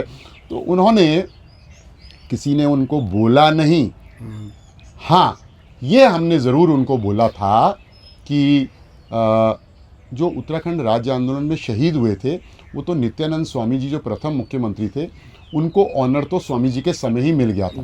तो स्वामी जी और भगत सिंह कोश्यारी जी के कार्यकाल में हमने ये भी कोशिश करी थी कि उत्तराखंड आंदोलन में जितने लोगों को गोली कांडों में गोली लगी है, कोई अपाहिज हो गया, किसी के शरीर के अंदर गोली है, कोई चल नहीं पा रहा है, कोई लंगड़ा रहा है, कोई मतलब डिसेबल्ड हो गया, तो हमने कहा था ऐसे लोगों को चिन्हित करके इनको सम्मान देते हुए गवर्नमेंट जॉब दो। तो नित्यानंद स्वामी जी और भगत सिंह कोश्यारी जी के समय में वो फाइल चली थी गोली कांडों वाली, लेकिन वो तब तक इनको ये मुगालता था, हम सबको ये मुगालता था कि बीजेपी ने प्रदेश बनाया है तो निश्चित रूप में जब चुनाव होंगे तो बीजेपी ही सत्ता में आएगी, लेकिन ऐसा हुआ नहीं, कांग्रेस सत्ता में आ गई और तिवारी जी चीफ मिनिस्टर बन गए। एक शॉकिंग, एक अचंबा हुआ। तो फिर हमने तिवारी जी के कार्यकाल में इसको पुशअप किया, कांग्रेस के भी कुछ अच्छे लीडर्स थे, उन्होंने भी पुशअप किया और गोली कांड में लगे लोगों को उन्होंने गवर्नमेंट जॉब्स दी। तो तिवारी जी को स्ट्राइक किया कि यार शहीदों को मिल गया, गोली कांड वालों को मिल गया, मुझे यहाँ 5 साल शासन करना है, यार मैं तो फ्रीडम फाइटर रहा हूँ, स्वतंत्रता संग्राम सेनानी, तो हमको भी तो स्वतंत्रता संग्राम सेनानी पेंशन मिलती है, भारत सरकार हमको सम्मान देती है। तो ये स्वतः ही उनकी प्रेरणा थी, ये किसी ने उनको लिख के नहीं दिया, कोई ज्ञापन नहीं दिया कि उत्तराखंड राज्य आंदोलनकारियों को नौकरी दो या उनको पेंशन दो। तो ये तिवारी जी की ही एक तरीके से शासन करने का एक तरीका था, और या ये कह सकते हैं इसके पीछे का एक रीज़न ये भी रहा होगा कि उन्होंने कहा होगा कि आंदोलनकारियों को पैसिफाई कर लो, सेटिस्फाई कर लो, क्योंकि नया नया राज्य बना है, तो ये तबका अगर सेटिस्फाइड रहेगा तो मेरी गवर्नमेंट भी स्मूथ रूप से मैं शासन कर सकूंगा, निर्बाध रूप से। तो तिवारी जी ने ही खुद पहली बार बहुत बड़ा काम किया कि उत्तराखंड राज्य आंदोलनकारियों का चिन्हीकरण, उसके लिए कैटेगरी बनाई, 2 कैटेगरीज बनी इसमें, जिन एक लोगों को तो कैटेगरी वो बनी जिनको डायरेक्ट एम्प्लॉयमेंट दिया गया, और एक कैटेगरी वो बनी जिनको रिजर्वेशन दिया गया 10% क्षैतिज आरक्षण, और लोक सेवा आयोग इंक्लूडिंग लोक सेवा आयोग और राज्याधीन सेवाओं में, यानी अगर योग्य कोई बंदा है, क्षमताएं हैं, तो एसडीएम भी बन सकता था, डीएसपी भी बन सकता था, और इसके नीचे तो खुला ही था। तो तिवारी जी ने स्वयं की प्रेरणा से इसमें दोहरी मार मारी, और एक अनुभवी राजनेता यही करता है, इधर जनता को लाभ, आंदोलनकारियों का सम्मान, और उधर अपना उन्होंने रास्ता मार्ग प्रशस्त किया कि मैं आराम से उत्तराखंड में मुख्यमंत्री के रूप में 5 साल तक शासन कर सकूं। क्या आपको ऐसा नहीं लगता है कि राज्य आंदोलनकारियों के पेंशनर्स के विभिन्न वर्ग, 25,000 से लेकर 3,000 तक पेंशन, जिसे भी सरकार ने कुछ बढ़ाया है, जैसा कि आपने तिवारी जी ने चयन किया, क्या ऐसा आपको नहीं लगता है कि जाने या अनजाने में उत्तराखंड राज्य आंदोलनकारियों को ये पेंशन दिया जाना, सरकारी नौकरियां दिया जाना, इस उत्तराखंड राज्य आंदोलन का जो मूल भावना थी, जो उस आंदोलन के लिए राज्य की थीम रखते थे, उस थीम के युवाओं को आपने मुख्य धारा से हटा दिया। वो या तो चपरासी बन गए, बाबू बन गए, वो जहाँ पहुँचे वहाँ भी आंदोलनरत रहे अपने पूरे सर्विस में। आज भी मैं कई ऐसे लोगों को जानता हूँ जो राज्य आंदोलनकारी हैं और वो आज कर्मचारी नेता हैं। उसके अलावा आपने जो विभिन्न पेंशन वर्ग दिए, तो आपके उस पेंशन वर्ग से आम आदमी की जो आपके साथ सद्भावनाएं थी वो कम हुई, और निष्कर्ष ये निकला कि उत्तराखंड राज्य आंदोलन का, जिन्होंने उत्तराखंड राज्य का नेतृत्व करना चाहिए था, जिन्होंने उत्तराखंड राज्य आंदोलन का नेतृत्व किया था, और राज्य बनने के बाद जिन्होंने विधायक या संसद होना चाहिए था, वो लोग एक तरफ छटका दिए गए, और तमाम ऐसे लोग जिनका उत्तराखंड राज्य आंदोलन में कोई भागीदारी नहीं थी, वो इस राज्य में सत्ता में आए, जिसके निष्कर्ष आज बड़े स्पष्ट दिखाई देते हैं कि बोलचाल की भाषा में, असंसदीय भाषा में, विधानसभा के अंदर ये बड़े स्पष्ट। क्या आपको नहीं लगता है कि अगर पेंशन वाली व्यवस्था न हो के राज्य आंदोलनकारियों का एक दल या संगठन उत्तराखंड के चुनाव की राजनीति में भागीदारी करता, तो शायद इस प्रदेश की स्थितियां ज़्यादा बेहतर हो सकती थी? देखिए, जो आपका जो प्रश्न है उसका उत्तर मैं यही दे सकता हूँ कि गवर्नमेंट ने कैटेगरी बनाई जी, और गवर्नमेंट ने एक कैटेगरी ये बनाई, और उसके लिए ये तिवारी जी की सोच ये इसलिए हुई क्योंकि वो फ्रीडम फाइटर रहे हुए थे जी, और स्वतंत्रता संग्राम सेनानियों को देश की आज़ादी के बाद सम्मान स्वरूप पेंशन पट्टा या ये सब चीज़ें देना एक सम्मान का प्रकटीकरण था। जी देश ने उनको ऑनर किया। तो तिवारी जी क्योंकि फ्रीडम फाइटर थे, उन सब चीज़ों को समझते थे, तो स्टेट ने जो व्यवस्था करी जी किसी को नौकरी देने की, किसी को पेंशन देने की, तो ये कोई बाइंडिंग तो थी नहीं, ये मैंडेटरी तो थी नहीं कि साहब वो घर से पकड़ पकड़ के लाए हों, ज़बरदस्ती करो भाई नौकरी करो। जिसने स्वयं को ऑफर किया, जो इच्छुक था, स्वेच्छा से वो नौकरियों में गया। ऑफर हम जैसे लोगों को भी आया उसी समय 2005 के अंदर, लेकिन हमने कहा नहीं, हमको सरकारी सेवा में जाना अगर होता तो हम लोग जो हैं अपने कॉलेज समय से ही, विद्यार्थी जीवन से ही हमारा रूट या रास्ता वो होता, लेकिन हमको उसमें नहीं जाना है। हमको सोशल और पॉलिटिकल फील्ड में रहकर समाज का काम करना है, राज्य की सेवा करनी है।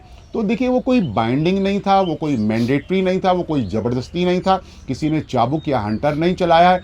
जो लोग स्वयं सरकारी नौकरियों में जाना चाहते थे उनको सरकारी नौकरियां मिली है।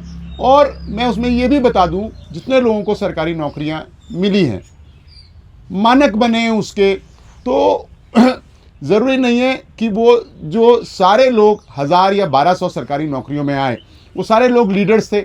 नहीं, उसमें से 90% लोग जो हैं वो सामान्य परिवेश के स्टूडेंट्स, बेरोजगार या ऐसे लोग थे जिनको एक अवसर मिला और उन्होंने इस अवसर को तुरंत लपक लिया। तो वो तो लीडरशिप में या समाज का नेतृत्व करने के लिए नहीं जा रहे थे, वो एक मूवमेंट तक सीमित थे। इसलिए मूवमेंट समाप्त हुआ, स्टेट बन गया, सरकार ने नौकरी देने की पैरवी करी। मैं आपकी ये बात पूरी तरह समझ रहा हूँ। हाँ, जो आप कह रहे हैं, मैं जो कहना चाह रहा हूँ, मेरा कहने का तात्पर्य ये नहीं है शायद। हाँ। मैं ये कहना चाह रहा हूँ कि राज्य आंदोलन में लगभग उत्तराखंड की आबादी का 99% सड़कों पर था। हाँ, जिसमें महिलाएं भी थी, निश्चित रूप में पुरुष भी थे, हाँ। युवा भी थे, छात्र भी थे, बेरोजगार भी थे, व्यापारी भी थे, हर वर्ग की भागीदारी थी। और जैसे कल हमारी शांति प्रसाद भट्ट जी से बात हुई थी, तो कहीं ना कहीं पुलिस में जो हमारे पहाड़ के लोग थे उनकी भी सद्भावनाएं हमारी तरफ थी। ठीक, इस बात से आप सहमत हैं? एग्रीड। लेकिन आपने उसमें से कुछ 1000 लोगों को चुन के, वो संख्या 2000 हो, 3000 हो, 4000 हो, चुनकर आपने पेंशन और नौकरी उन्हें दे दी। तो क्या उससे जो उत्तराखंड राज्य आंदोलन को लीड कर रहे थे, क्या आप तमाम लोगों की जनता के बीच में जो एक छवि थी, उस छवि पे, एक तो मेरे को ऐसा लगता है कि उत्तराखंड राज्य आंदोलनकारियों की छवि पर एक फर्क पड़ा, और उसका निष्कर्ष ये हुआ कि आज अगर आप राजनीति में देखते हैं तो आज विधायक का चुनाव लड़ने के लिए हरीश रावत के सुपुत्र हैं, प्रीतम सिंह के पुत्र तैयार हो रहे हैं, यशपाल आर्या के पुत्र विधायक का चुनाव लड़ चुके हैं। लेकिन जो पीढ़ी उस समय नेतृत्व कर रही थी वो कहीं भी नहीं है। शायद उत्तराखंड के 70 विधायकों में उत्तराखंड राज्य आंदोलनकारियों की संख्या बहुत ही सीमित है, ऐसा आप शायद मानेंगे। जी देखिए, आपका प्रश्न वाजिब है। मैं इसका जवाब इस रूप में देना चाहूँगा कि आपने ये कहा कि जो मानक बने उसके कारण मैक्सिमम 4, 5, 10 हज़ार, 12 हज़ार लोग लाभान्वित हुए होंगे। देखिए, जब देश आज़ाद हुआ, देश की आज़ादी के लिए लाखों लाख लोगों ने भागीदारी करी जी, लाखों लाख जी। संख्या। उस समय देश की आबादी जब देश आज़ाद हुआ शायद 30-32 करोड़ थी, तो हम कह सकते हैं कि लाखों लोगों ने देश की आज़ादी के मूवमेंट में भागीदारी सुनिश्चित करी। लेकिन देखिए, तभी मानक बने। अब वो मानक में कौन कौन फिट होते हैं, उस क्राइटेरिया में कौन कौन लोग फिट मैं वो बात नहीं कह, मैं ये कह रहा हूँ क्या उससे उत्तराखंड राज्य के गठन के इन 25 वर्षों में राज्य को नुकसान हुआ या नहीं हुआ? वो तो मानक ठीक है, जो सरकार ने मानक बनाए उन मानकों के अंदर जो आए, मैं ये नहीं कह रहा हूँ कि सबको राज्य आंदोलन, मैं ये कह रहा हूँ कि उस मानक से, जैसे मान लीजिए आप राज्य आंदोलनकारी चयनित हुए, तो उसकी अच्छा, उसके बाद एक परिपाटी और भी चली कि साहब हम राज्य आंदोलनकारियों के संगठन में, क्या हमको ऐसा दो और हमको ऐसा न दो, आज हम विधानसभा घेराव, आज हम सचिवालय, तो उस पूरी प्रक्रिया से और आप ये भी मानेंगे कि जो राज्य आंदोलनकारियों का चयन हुआ 10, क्योंकि वो सरकारी मशीनरी द्वारा किया गया, तो उस चयन में बहुत ज़्यादा पारदर्शिताएं नहीं हैं। और क्योंकि हम उत्तराखंड राज्य आंदोलन के लिए को एक दस्तावेज के रूप में संकलित करने का काम कर रहे हैं, आप जैसे लोगों से बात कर रहे हैं, तो इस वार्ता में हमें लगता है कि कई राज्य आंदोलनकारियों के प्रमाण पत्र पूरी तरह फर्जी हैं। मैं बड़ा स्पष्ट इस बात को कह रहा हूँ। ठीक है, आपकी जो बात है वो 16 आने सच है। उत्तराखंड राज्य निर्माण आंदोलन में जो सरकारी सिस्टम में जो आंदोलनकारियों का चिन्हीकरण हुआ, हम डंके की चोट पे कतई ये नहीं कह सकते कि सिस्टम ने जिन लोगों को आंदोलनकारी चिन्हित किया वो 100% उसके पात्र थे। बहुत बड़ी तादाद में सिस्टम में जो छिद्र हैं, सिस्टम में जो आज से लोग आंदोलनकारी हैं जो कि उस समय समाजवादी पार्टी के साथ थे। सिस्टम में जो कमियां हैं उसके कारण अपात्रों का भी बहुत बड़ी संख्या में चयन हुआ है, इसको झुटलाया नहीं जा सकता। उधम सिंह नगर जनपद में जो लोग उस समय विशेषकर उत्तराखंड राज्य निर्माण आंदोलन के विरोधी के रूप में थे, जो कहते थे कि राज्य आंदोलन राज्य नहीं बनना चाहिए, और जो विरोध कर रहे थे वो किसी भी कारण से क्लैश में जेल चले गया, वो भी आज जो तमाम उत्तराखंड आंदोलनकारी के रूप में चिन्हित हैं, जो उसके लाभ ले रहे हैं। इसमें कोई दो राय नहीं, ये सिस्टम की कमी है, ये सिस्टम में जो होल्स हैं, छिद्र हैं, ये उसका है, इसमें मैं आपसे इत्तेफाक रखता हूँ। दूसरा कि राजनीतिक नुकसान जो प्रदेश को हुआ, मैं उसकी बात कर रहा हूं। राजनीतिक नुकसान का जो आपने उदाहरण दिया, देखिए राजनीतिक नुकसान ये पॉलिटिकल पार्टीज़ के अंदर, वो कोई भी दल हो, कोई भी राजनीतिक हो, राष्ट्रीय हो, क्षेत्रीय हो, उसमें जो भाई भतीजावाद, उसमें जो और कमियां हैं, टिकटों का बंटवारा कैसे होता है, आदमी के संपर्क सूत्र कहाँ हैं, तो जो वास्तविक पात्र है वो तो उपेक्षित रह ही जाता है। क्या ईमानदार, संघर्षशील, जुझारू, कर्मठ लोगों को ही टिकट दिया सकता है? पैराशूट कैंडिडेट्स की तो बहुत बड़ी तादाद है सभी दलों के अंदर, जो अपने संपर्कों के कारण, अपने जुगाड़ों से, अपने पैसे के बल पर टिकट लेके आ जाते हैं। तो उसमें इनका ज़्यादा दोष है, इस बात का ज़्यादा दोष है कि सिस्टम के अंदर पॉलिटिकल पार्टीज़ में टिकटों का किस प्रकार से चयन होता है। अनेक बार पात्र वंचित होते हैं और अपात्र जो हैं वो टिकट पा जाते हैं। जो टिकट पा जाते हैं वही चुनाव लड़ते हैं, वही एमएलए और सांसद बन जाते हैं। पात्रों की तो एक बहुत लंबी फौज है, तो वहाँ दोष इस व्यवस्था का ज़्यादा है। चलिए, मैं मानता हूँ आपकी बात, लेकिन मैं शायद जो कहना चाह रहा हूँ, आप थोड़ा सा उसमें थोड़ा सा और क्लियरिफाई करेंगे। हाँ। कि देखिए, उत्तराखंड राज्य आंदोलन 1994 में अपने प्रचंड रूप में था, प्रचंड रूप में था, जिसे कि क्योंकि वैसे तो उत्तराखंड राज्य की मांग 1960 से भी पुरानी है। हाँ। लेकिन प्रचंड रूप में 1994 में था। और 1994 से लेके वर्ष 2000 तक सतत रूप से छुटपुट या जुलूस, इस तरीके का आंदोलन लगातार चलता रहा। और जनता के बीच में सद्भावनाएं राज्य आंदोलनकारियों के लिए बनी रही। लेकिन ऐसे क्या कारण हुए कि राज्य बनते ही हम एक राजनीतिक विकल्प नहीं दे पाए और प्रदेश की सत्ता दो राष्ट्रीय राजनीतिक दलों के बीच में बांट दी गई। और आज हम लगातार इन 25 वर्षों में फुटबॉल की तरह उत्तराखंड राज्य का उपयोग दोनों राजनीतिक दल कर रहे हैं। हमें मुख्यमंत्री किसको बनाया जाना है या हमें प्रत्याशी किसको बनाया जाना है, यह सब कुछ दिल्ली के दरबार से तय होता है। ठीक, जिसमें कि उत्तराखंड राज्य आंदोलनकारी जनता की और उत्तराखंड राज्य आंदोलनकारियों की कहीं भी कोई भूमिका नहीं है, चाहे इस दल में और उस दल में। आप इस बात को मानते हैं? जी। तो इस जो ये गैप रहा, इस गैप का क्या बहुत बड़ा कारण उत्तराखंड राज्य आंदोलनकारियों का के रूप में चयन होना, उन्हें पेंशन दिया जाना या उन्हें इस तरह की व्यवस्थाएं दिया जाना नहीं रहा? ऐसा क्या आपको नहीं लगता? देखिए, जो शासक होता है जी, शासक जो बहुत तेज शासक, दूरदृष्टा शासक, जैसे मैंने तिवारी जी का उल्लेख किया, तो उस समय से ही इसकी नींव पड़ चुकी थी। और जो आंदोलनकारी जमात या आंदोलनकारी दबका जो पूरे प्रदेश में है, उसको ही कैसे डिवाइड किया जाए, किसी को कुछ दे दिया, किसी को कुछ दे दिया, और वो इन्हीं चीज़ों में उलझा रह गया।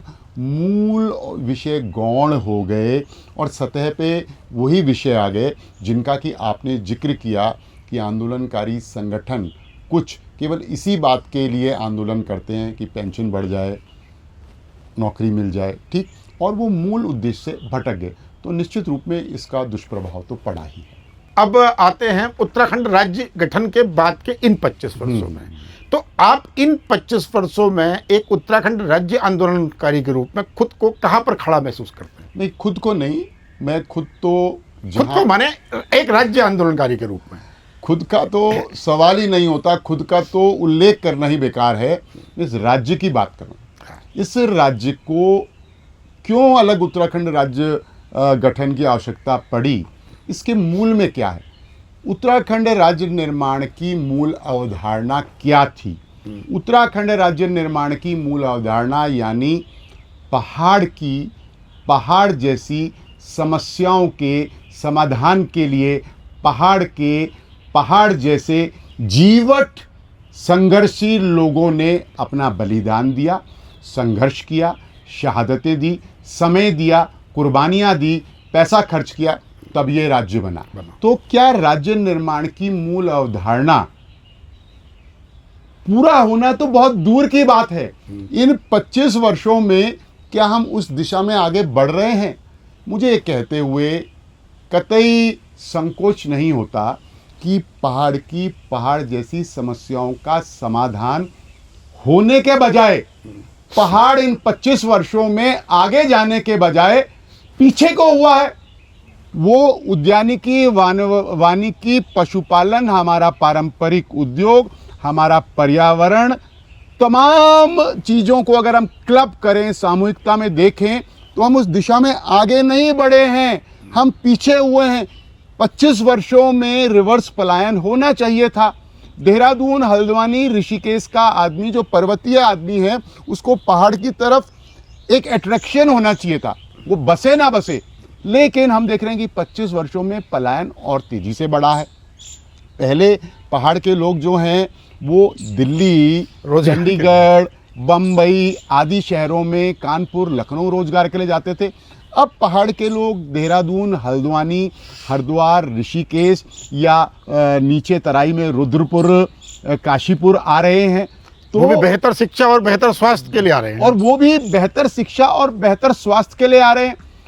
तो होना ये चाहिए था कि हमने कोई खाका, हमारी प्लानिंग नहीं रही इस पर्वतीय क्षेत्र के लिए, जिस पर्वतीय क्षेत्र में इतना पोटेंशियल है, असीम संभावनाएं हैं, अपार संभावनाएं हैं कि यहाँ अगर हम ठीक तरीके से चलें तो हम 7-8 वर्षों में इस देश के अग्रणीय प्रथम 3 राज्यों में, 4 राज्यों में, 5 राज्यों में शुमार हो सकते हैं। प्रकृति ने हमको वो सब कुछ दिया है, लेकिन हम उसका दोहन, संतुलित दोहन नहीं कर रहे जो कि आम पहाड़वासी के लिए हो। हम उसका दोहन जो है वो आंख मूंद कर रहे हैं, उससे पहाड़ को लाभ नहीं हो रहा है। आपदाओं में तेजी से वृद्धि हो रही है, पर्यावरण को क्षति पहुंच रही है। पशुपालन हमने लगभग खत्म कर दिया, हमारा कुटीर उद्योग हम जो है भूल गए हैं। हम जो है कृषि, बागवानी, उद्यानिकी जो हमारी चलती थी, हम उससे पीछे हटे हैं। आज की डेट में अगर उन्नत तकनीक, हाई टेक्नोलॉजी के साथ हम आगे बढ़ रहे होते तो ईश्वर ने, प्रकृति ने उत्तराखंड को वो सब कुछ दिया है जो दुनिया के किसी कोने में सामूहिक रूप से या क्लब करके देखें तो कहीं नहीं है। अगर उत्तराखंड की परिस्थितियों जैसे देश भी अगर हम देखें, डेनमार्क, स्विट्ज़रलैंड, वहाँ तो मजबूत पक्के पहाड़ हैं, वो एल्प माउंटेन है, लेकिन हमारे यहाँ भुरभुरे पहाड़ हैं, कच्चे पहाड़ हैं, हिमालय अभी बनने की प्रक्रिया में है। तो उनके पास अगर होंगे तो खाली जंगल होंगे, वो भी एक तरह के जंगल होंगे। हमारे पास हर तरह की वनस्पति है, खेती। हनुमान जी जो संजीवनी बूटी ले गए थे द्रोणागुरी से, उस तरीके की पूरी उत्तराखंड की बेल्ट में, गढ़वाल कुमाऊं में वो जड़ी बूटियां हैं। हमारे यहाँ गंगा और यमुना जैसी वो नदियां हैं जो पतित पावनी कहती हैं। तो हमारे पास तो ईश्वर ने सब कुछ दिया है। हमारे पास विजन का अभाव है, संकल्प का अभाव है, दूरदृष्टि का अभाव है, हमारी नीयत में वो बात नहीं है जो इस राज्य को आगे बढ़ने के लिए ले जानी। बहुत कम नेता और जनप्रतिनिधि ईमानदारी से 25 वर्षों में काम कर पाए हैं, नहीं तो अन्यथा सब ने गड़बड़ ही किया, बहुत कम लोग। तो इसलिए हम पीछे हुए हैं। अन्यथा 10-15 हज़ार की नौकरी करने के लिए पर्वतीय क्षेत्र का आदमी देहरादून या हल्द्वानी या तराई में क्यों आ रहा है भाई? पहाड़ में तो उसके पास ज़मीन की भी भरमार है, पहाड़ में तो उसको पर्यावरण भी अच्छा मिल रहा है। हमने आईटी क्षेत्र में, जो पर्वतीय क्षेत्र में हम बहुत आगे ले जा सकते थे, सूचना प्रौद्योगिकी का क्षेत्र, इलेक्ट्रॉनिक इंडस्ट्री में हम कमाल कर सकते थे। अभी लेटेस्ट जो है पिछले 1.5-2 साल से आर्टिफिशियल इंटेलिजेंस का युग आ रहा है। हमारे पास पर्यटन में एक तरह का पर्यटन नहीं है, उस पर्यटन में कम से कम 2 दर्जन ब्रांचेस हैं। हम लेकिन पर्यटन के नाम पर, 4 धाम यात्रा के नाम पर भीड़ को बुलावा दे रहे हैं और उसमें भी मैनेजमेंट नहीं कर पा रहे हैं। तो जो आ भी रहा है वो जो है खुश होके नहीं जा रहा है। और हमने स्थानीयता को, मोदी जी का नारा है जो बड़ा पॉपुलर है, बी वोकल फॉर लोकल, और हमने लोकल को छोड़ के हम सब चीज़ के लिए वोकल हो रहे हैं, लेकिन हम लोकल उत्पाद के लिए वोकल नहीं हो रहे हैं। जो लोकल हमारी क्षमताएं हैं, जो प्रकृति पद हमको इतना कुछ मिला है, हम उसके लिए जो है संकल्पबद्ध नहीं है। तो इसके कारण जो है, जो राज्य निर्माण की मूल अवधारणा थी कि पहाड़ जैसी समस्याओं का समाधान पहाड़ के लोगों को करना है, वही उत्तराखंड बनने से पहले तो हमने खुद नोटिस किया है कि पहाड़ के सभी जनपदों के बेस अस्पताल में हर प्रकार का डॉक्टर होता था। गाइनोकोलॉजिस्ट भी होती थी, हड्डी का डॉक्टर, चाइल्ड स्पेशलिस्ट, न्यूरो का डॉक्टर, फिजिशियन, सर्जन। लेकिन हम देख रहे हैं कि 2005 के बाद विशेषकर, 6 के बाद विशेषकर, पहाड़ के बेस अस्पतालों में से डॉक्टर नदारद हैं।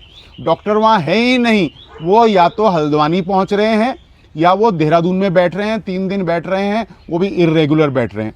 तो हमारे यहाँ शिक्षा के क्षेत्र में भी हम इंफ्रास्ट्रक्चर में ज़रूर वृद्धि हुई है, बजट में ज़रूर वृद्धि हुई है, कई चीज़ों में नेटवर्किंग अच्छी हुई है, लेकिन मूल अवधारणा की अगर हम बात करें तो मूल अवधारणा की जो दिशा है उस ओर ठीक से बढ़ नहीं पा रहे। जैसा अभी आपने कहा पलायन, तो पलायन से बात शुरू करते हैं कि आप भी मानते हैं और आंकड़े भी ये बताते हैं कि उत्तराखंड में राज्य बनने के बाद पलायन की दर बढ़ी है।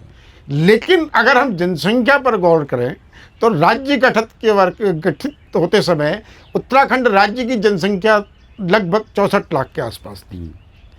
आज ये जनसंख्या 1,24,00,000 हो गई है। मतलब इन 25 वर्षों में उत्तराखंड राज्य की जनसंख्या दुगनी बढ़ी है, जबकि हम लगातार कहते हैं कि पहाड़ों पर पलायन हो रहा है।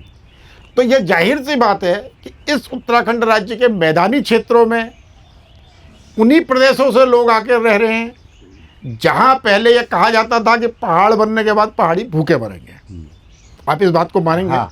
और उस कब्जेदारी के लिए, उस आने के, और जो वो लोग आ रहे हैं वो तमाम हमारे नाले, खाले, नदियां, अगर इनके किनारों पर आकर टिकने वाली आबादी पर हम गौर करें तो तमाम अन्य प्रदेशों से आए हुए लोग हैं जो इन 25 वर्षों में आए हैं, जिन्हें कहीं ना कहीं हमारे राजनीतिक संरक्षण ने बसाया है। तो आप इस अवैध कब्जे को, जमीनों पर अवैध कब्जे का जो एक बड़ा खेल इन 25 वर्षों में चल रहा है, इसे किस प्रकार देखते हैं?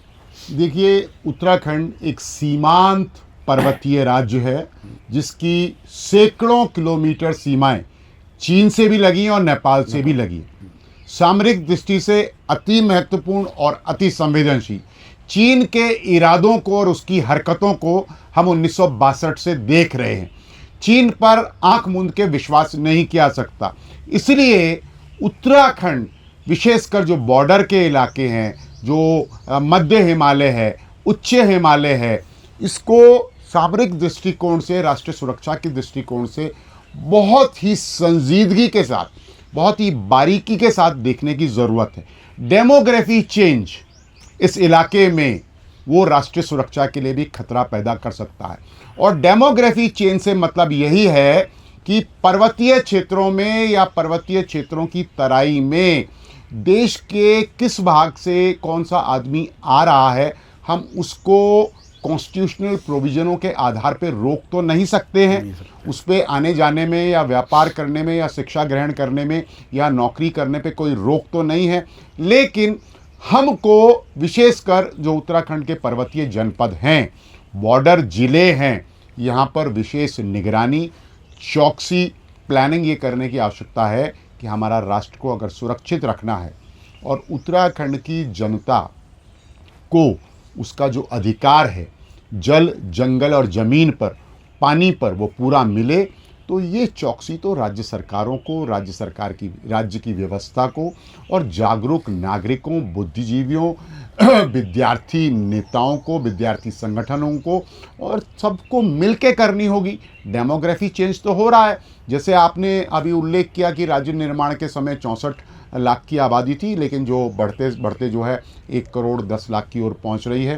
तो ये डेमोग्राफी नए आंकड़ों उम्मीद है 1 करोड़ 28 लाख के आसपास। हाँ, वही तो ये डेमोग्राफी चेंज के लिए एक खतरनाक संकेत है। तो हमको बहुत चाक चौबंद होने की ज़रूरत है और उत्तराखंड के संसाधनों पर, क्योंकि ब्रिटिश पीरियड से कम 250 साल से, जो अभी आपको दिख रहा होगा आजकल 5th शेड्यूल की चर्चा हो रही है। 5th शेड्यूल जो कि जनजातीय क्षेत्र माना जाता है और जल, जंगल और ज़मीन पर स्थानीय निवासी को भी पूर्ण अधिकार दिया जाता है।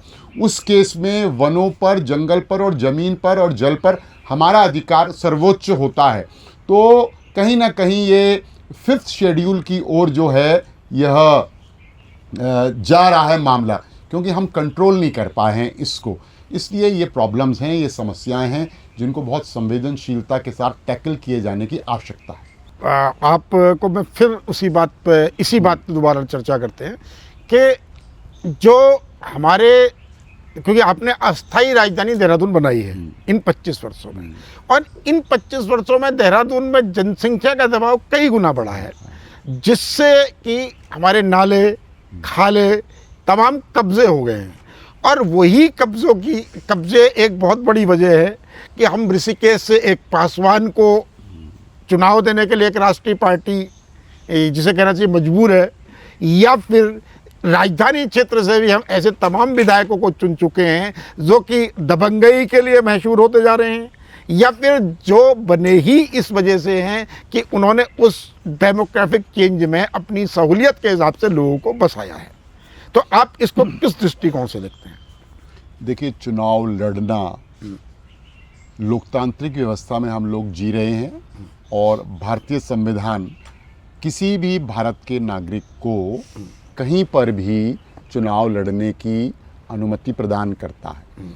ये तो राज्य में राजनीतिक दलों को सुनिश्चित करना है, तय करना है कि जिस व्यक्ति को किसी भी कास्ट, क्रीड, रिलीजन के व्यक्ति को अगर आप टिकट देते हैं, लड़ने का मौका दे रहे हैं, तो उसका जो ट्रैक रिकॉर्ड है, उसका जो बैकग्राउंड है, वो कास्ट पे ना हो, वो उसकी ईमानदारी पे हो, उसकी साफगोई पे हो, उसकी कैरेक्टर पे हो, उसके ट्रैक रिकॉर्ड में राज्य के प्रति, जनता के प्रति एक चरित्रवान चेहरा, एक ईमानदार चेहरा, एक जनता के लिए समर्पित चेहरा होना चाहिए। कोई भी आदमी जिसका ट्रैक रिकॉर्ड खराब हो, कास्ट इशू नहीं है, हम नहीं, कास्ट इशू नहीं है। मैंने जो पासवान जी का बड़ा खुला नाम लिया, हाँ। पासवान जी का नाम इसलिए लिया कि रिजर्वेशन के तहत पासवान जाति उत्तराखंड में नहीं है, हाँ। लेकिन उसके बावजूद उनको एक रिजर्व सीट पर टिकट दिया गया। देखिए, जो ये कास्ट का इशू नहीं है। आपका जो प्रश्न है कि पासवान जाति उत्तराखंड में शेड्यूल कास्ट में नहीं है, अगर ऐसा हुआ होता तो अब तक वो कोर्ट से डिस्क्वालीफाई हो गए होते। मुझको लगता है कि इसको दोबारा से अध्ययन करने की आवश्यकता है कि क्या उत्तराखंड राज्य के भीतर जो पासवान हैं वो शेड्यूल कास्ट में आते हैं या नहीं आते हैं। अगर वो नहीं आते होते तो जो शंभू पासवान जी, जो इस समय ऋषिकेश के मेयर हैं और जिनको जनता ने चुना है, अगर पासवान जाति शेड्यूल कास्ट में एनलिस्टेड नहीं होती तो अब तक हाई कोर्ट से उनका चुनाव निरस्त हो गया होता। तो इस कन्फ्यूजन को भी दूर करने की आवश्यकता है। मैं फिर कहूँगा कि जाति धर्म संप्रदाय महत्व नहीं रखता। महत्व ये रखता है कि जिस व्यक्ति को पार्टी का टिकट मिला है उसका ट्रैक रिकॉर्ड कैसा है, क्या वो चरित्रवान, ईमानदार और पब्लिक के लिए समर्पित व्यक्ति है, या वो वही जो है ज़मीनों के, सड़कों के, वनों के, खालों के, नालों के और फॉरेस्ट भूमि के या बजरी के ठेकेदारों को मिल रहे हैं या व्यवसायियों को मिल रहे हैं जिनका ट्रैक रिकॉर्ड अच्छा नहीं है, जो ज़मीन कब्जाने से लेकर हर गैर अनैतिक कामों में रहे हैं। तो स्वच्छ छवि के लोगों को उनके ट्रैक रिकॉर्ड के आधार पर अगर टिकट दिया जाएगा तो वो किसी भी जाति के हों, वो राज्य के लिए अच्छा काम करेंगे। नहीं, मैं टिकट और चुनाव की बात नहीं कर रहा हूँ, इस जी। तरीके से बात को समझते हैं हाँ, कि अभी आपने देखा कि झारखंड का एक आपराधिक व्यक्ति जो वर्ष 2017 से इस देहरादून में रह रहा था, उत्तराखंड में व्यवसाय कर रहा था, उसका मर्डर हुआ। जब मर्डर हुआ तब पुलिस को पता चला कि भाई एक ऐसा चेहरा इस शहर में रह रहा है, ठीक।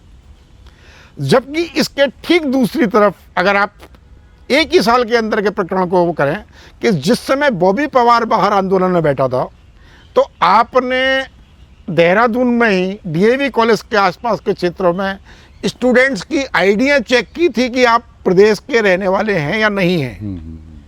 देखिए, मैं बड़े साफ शब्दों में क्षेत्रीयता की बात कर रहा हूँ कि किसी बहुगुणा से, किसी पंत से, किसी जोशी से, किसी जुगरान से, किसी जुयाल से, किसी बिष्ट से, किसी रावत से ये पूछने की जगह कि भाई आप अपना जो है अपने आप को जस्टिफाई कीजिए, अपना सत्यापन कराइए, क्या जो बाहर से आने वाले लोग हैं क्या उन लोगों का सत्यापन किया जाना बहुत ज़्यादा जरूरी नहीं है? निश्चित और रूप अगर में। जरूरी है, अगर जरूरी है, क्योंकि आप एक राजनीतिक दल से भी वास्ता रखते हैं और 15 सालों से आपकी सरकारें इस प्रदेश में हैं, ठीक, तो इसलिए आपकी भी एक जिम्मेदारी बनती है एक राज्य आंदोलन करना।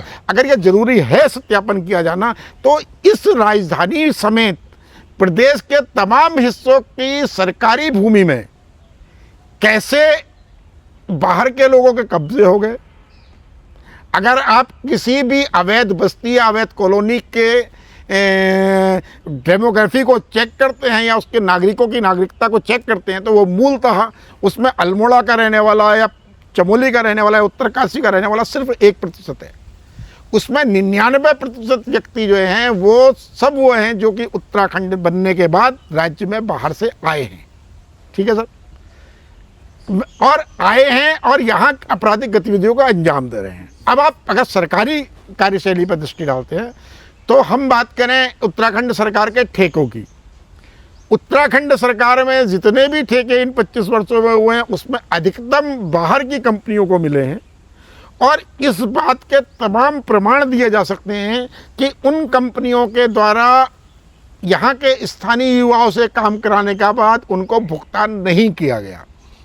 आपको शायद ध्यान होगा कि हरीश रावत सरकार में हल्द्वानी के एक ठेकेदार ने जहर खा के आत्महत्या की थी, उसके बाद भी ऐसा प्रकरण हुआ, और आज ऐसे कम से कम 50 से ऊपर ठेकेदार हैं जिनके करोड़ों रुपए के भुगतान अन्य प्रदेशों से इसी तरीके के विक्रम शर्मा टाइप के जो लोग आके यहाँ काम कर रहे हैं, इन लोगों ने दबाए हुए हैं, और वो हैंड टू माउथ हैं जो उत्तराखंड प्रदेश के स्थायी निवासी हैं। आपका प्रश्न 100% जायज़ है।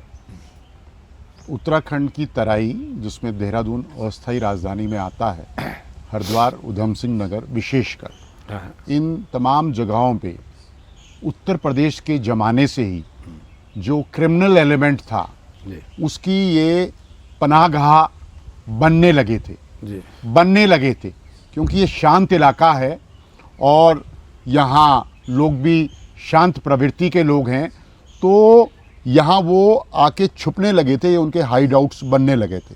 लेकिन राज्य निर्माण के बाद और आज तक का जो आपने उल्लेख किया गया, इसमें बहुत संकल्प से, बहुत ही स्ट्रिक्ट होके, बहुत ही ज़ोरदार तरीके से काम करने की आवश्यकता है, जो कि नहीं हो रहा है।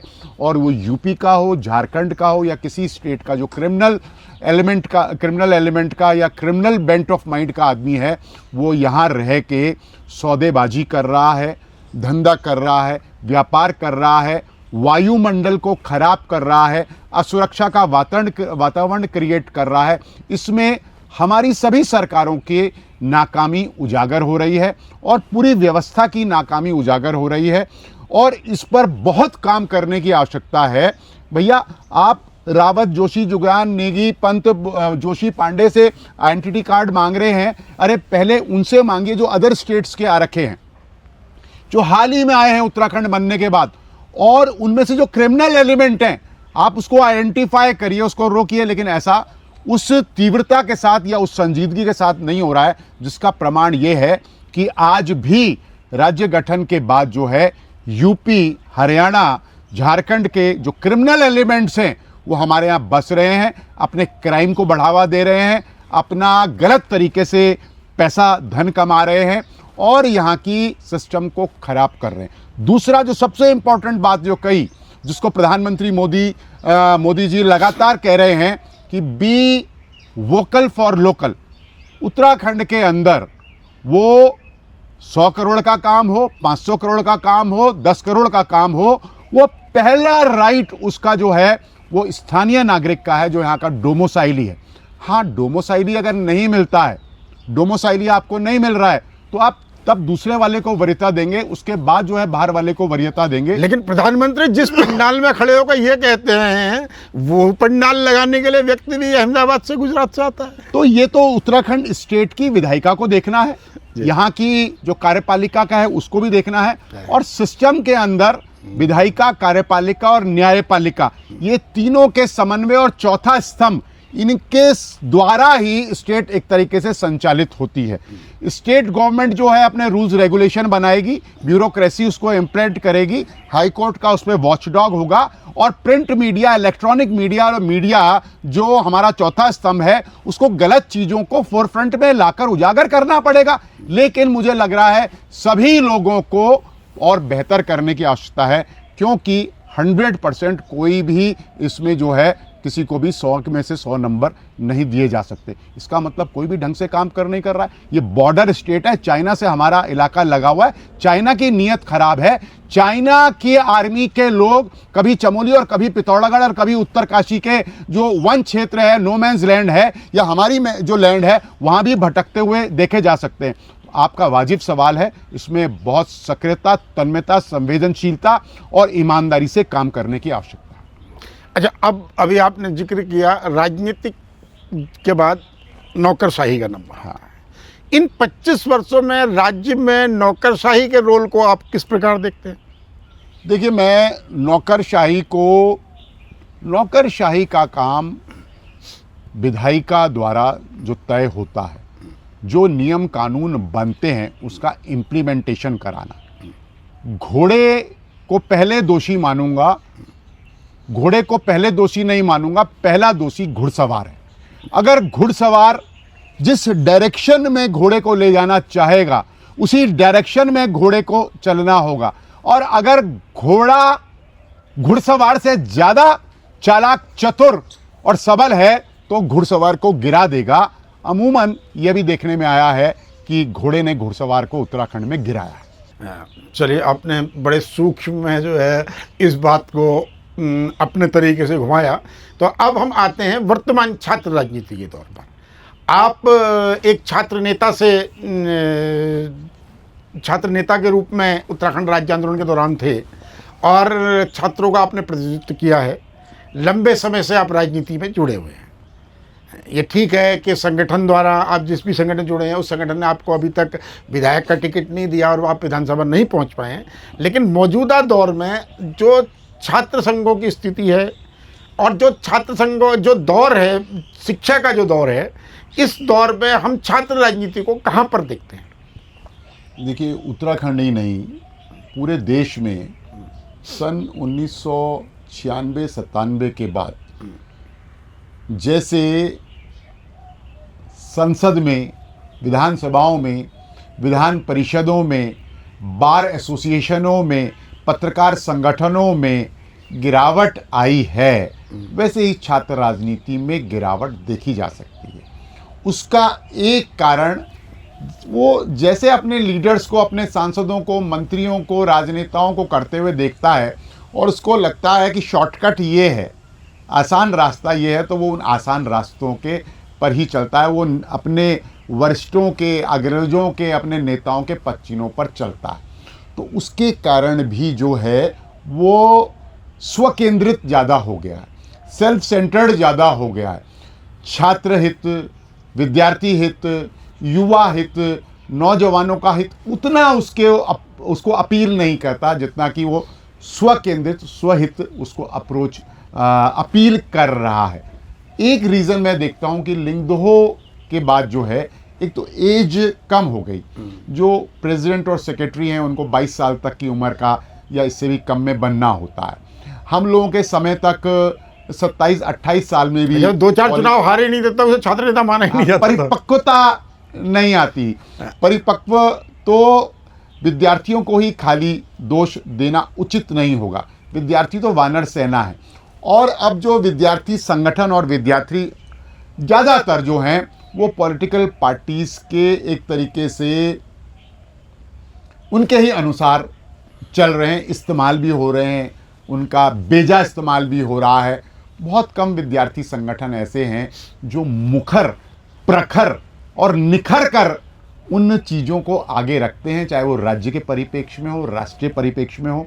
हम लोगों के समय तक जो राष्ट्रीय और अंतर्राष्ट्रीय परिप्रेक्ष्य में भी अगर कुछ होता था तो हम मुखरता के साथ उसका प्रतिकार करते थे या स्वागत करते थे, सड़कों पे निकलते थे, रिएक्शंस तक देते थे, इंटरनेशनल पॉलिटिक्स पे भी रिएक्शन देते थे। अगर अमेरिका ईरान के साथ कुछ गलत कर रहा है या जो सऊदी वर्ल्ड कुछ गड़बड़ कर रहा है तो हम रिएक्ट करते थे उसमें। सही कर रहा है तो समर्थन में जुलूस निकालते थे, गलत कर रहा है तो रिएक्शन, प्रतिकार करते थे। लेकिन वो चीज़ें अब दिखती नहीं। तो क्या मौजूदा दौर को, क्योंकि जो उत्तराखंड की वर्तमान परिस्थितियां हैं, इसे उत्तराखंड के स्थायी निवासियों के दृष्टिकोण से बहुत अच्छा नहीं कहा जा सकता। तो राज्य के नवगठन के लिए क्या आपको ऐसा लगता है कि एक आंदोलन की आवश्यकता है? देखिए, रचनात्मक, सकारात्मक, सुझावात्मक और जागरूकात्मक और विजनरी आत्मक ये आंदोलन तो निश्चित रूप में निरंतर चलते रहने चाहिए। आंदोलन का मतलब खाली ये नहीं है कि सड़कों पर आ जाना, विरोध कर देना।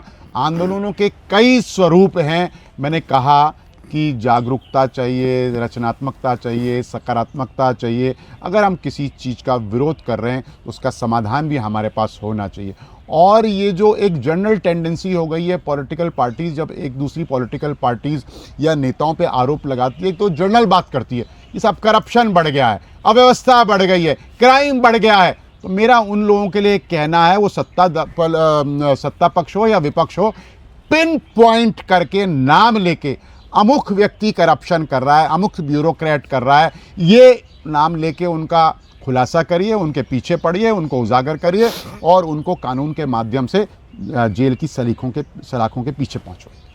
मैंने जैसा आपसे कहा कि अभी हालिया बेरोजगार मंच का आंदोलन, हाँ, स्वास्थ्य के लिए चौखुटिया, हाँ, अल्मोड़ा समेत पर्वतीय तमाम जिलों में आंदोलन, गैरसैंण में विधानसभा सत्र प्रारंभ होने ही वाला है। उससे पहले अभी 2 दिन पहले गैरसैंण में जनता ने बहुत भव्य प्रदर्शन किया है। इस लालकुआं बिंदु खत्ता में अभी भू आंदोलन, कल भी कुछ लोग आंदोलन में थे। उत्तराखंड राज्य इस बीच में जन भागीदारी आंदोलनों में जनता की बड़ी है और जनता एक बार फिर मुखर हुई है अपनी मांगों को लेकर, ठीक है। और ये तमाम वही मांगे हैं जो कि उत्तराखंड राज्य गठन से पूर्व आम आदमी के मनोमस्तिष्क में थी और जिन्होंने उत्तराखंड राज्य आंदोलन में जन सहभागिता को बढ़ाने का एक मुख्य कारक के रूप में जो सामने आई थी। तो क्या आपको ये नहीं लगता है कि मौजूदा दौर में जनता एक ऐसा तीसरा विकल्प चाहती है जो कि इन राष्ट्रीय राजनीतिक पार्टियों से अलग हटकर कुछ एक अलग बात करे और उत्तराखंड राज्य को एक नई दिशा की ओर ले जाने की ओर क्या एक नया जो है अभियान प्रारंभ हो? देखिए, हम क्या सोचते हैं, धारणा क्या है, हम क्या महसूस करते हैं, उस पर प्रतिक्रिया देने मात्र से सत्य, तथ्य और कल क्या होने वाला है हम प्रिडिक्ट नहीं कर सकते हैं। Predictions are predictions. हाँ। तो ये 27 का चुनाव तय करेगा कि उत्तराखंड की जनता क्या चाहती है।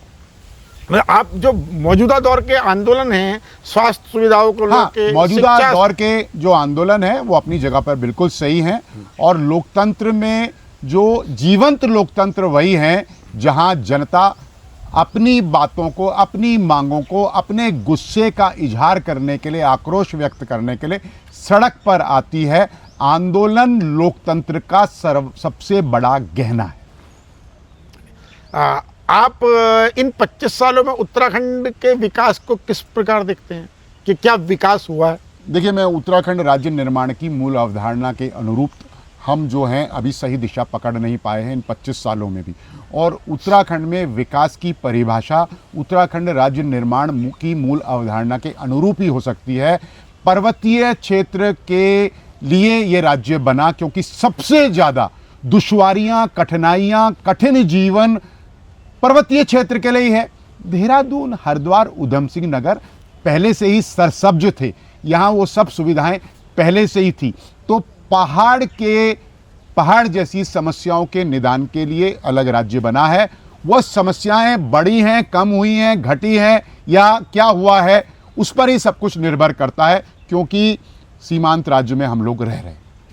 तो आप उत्तराखंड राज्य आंदोलनकारी के रूप में जो है हमारे युवाओं को क्या संदेश देना चाहिए? देखिए, युवाओं को स्पष्ट संदेश है, सत्ताएं हुकूमत किसी की भी हों, जनप्रतिनिधि कोई भी हो, सरकारें कोई भी हों, आपको सत्य के लिए आग्रह करते रहना है, सत्य के लिए राज्य सत्ताओं को झुकाना है और राज्य निर्माण की मूल अवधारणा को पूरा करने के लिए सजग प्रहरी के रूप में सड़क से लेके सदन तक और जरूरत पड़े तो न्यायपालिका तक भी दरवाजा खटखटाना है। अन्यथा ये शहादतें जो हुई हैं वो बेकार हुई हैं, व्यर्थ हुई हैं।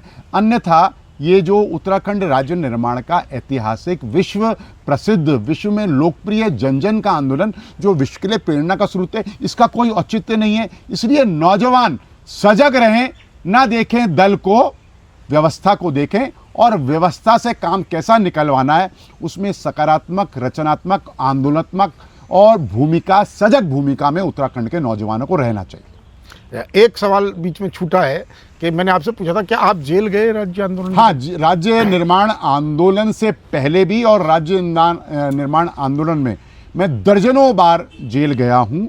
सेंट्रल जेल बरेली में कम से कम 1.5 महीने रहा हूँ, मैनपुरी जेल में 35 दिन रहा हूँ, जनपद देहरादून में अनेक बार, कभी 12 दिन, कभी 30 दिन मैं यहाँ जेल रहा हूँ और 50 से ज़्यादा मुकदमे देहरादून के लगभग सभी थानों में, चक्रौता थाने को छोड़कर, मेरे पे मुकदमे भी दर्ज हुए हैं, गैंगस्टर भी मुझ पे लगा है, सारे ये सब कुछ हुआ है। अच्छा, तो जेल यात्रा के दौरान का कोई ऐसा संस्मरण जिसे आप हमारे साथ साझा करना चाहें?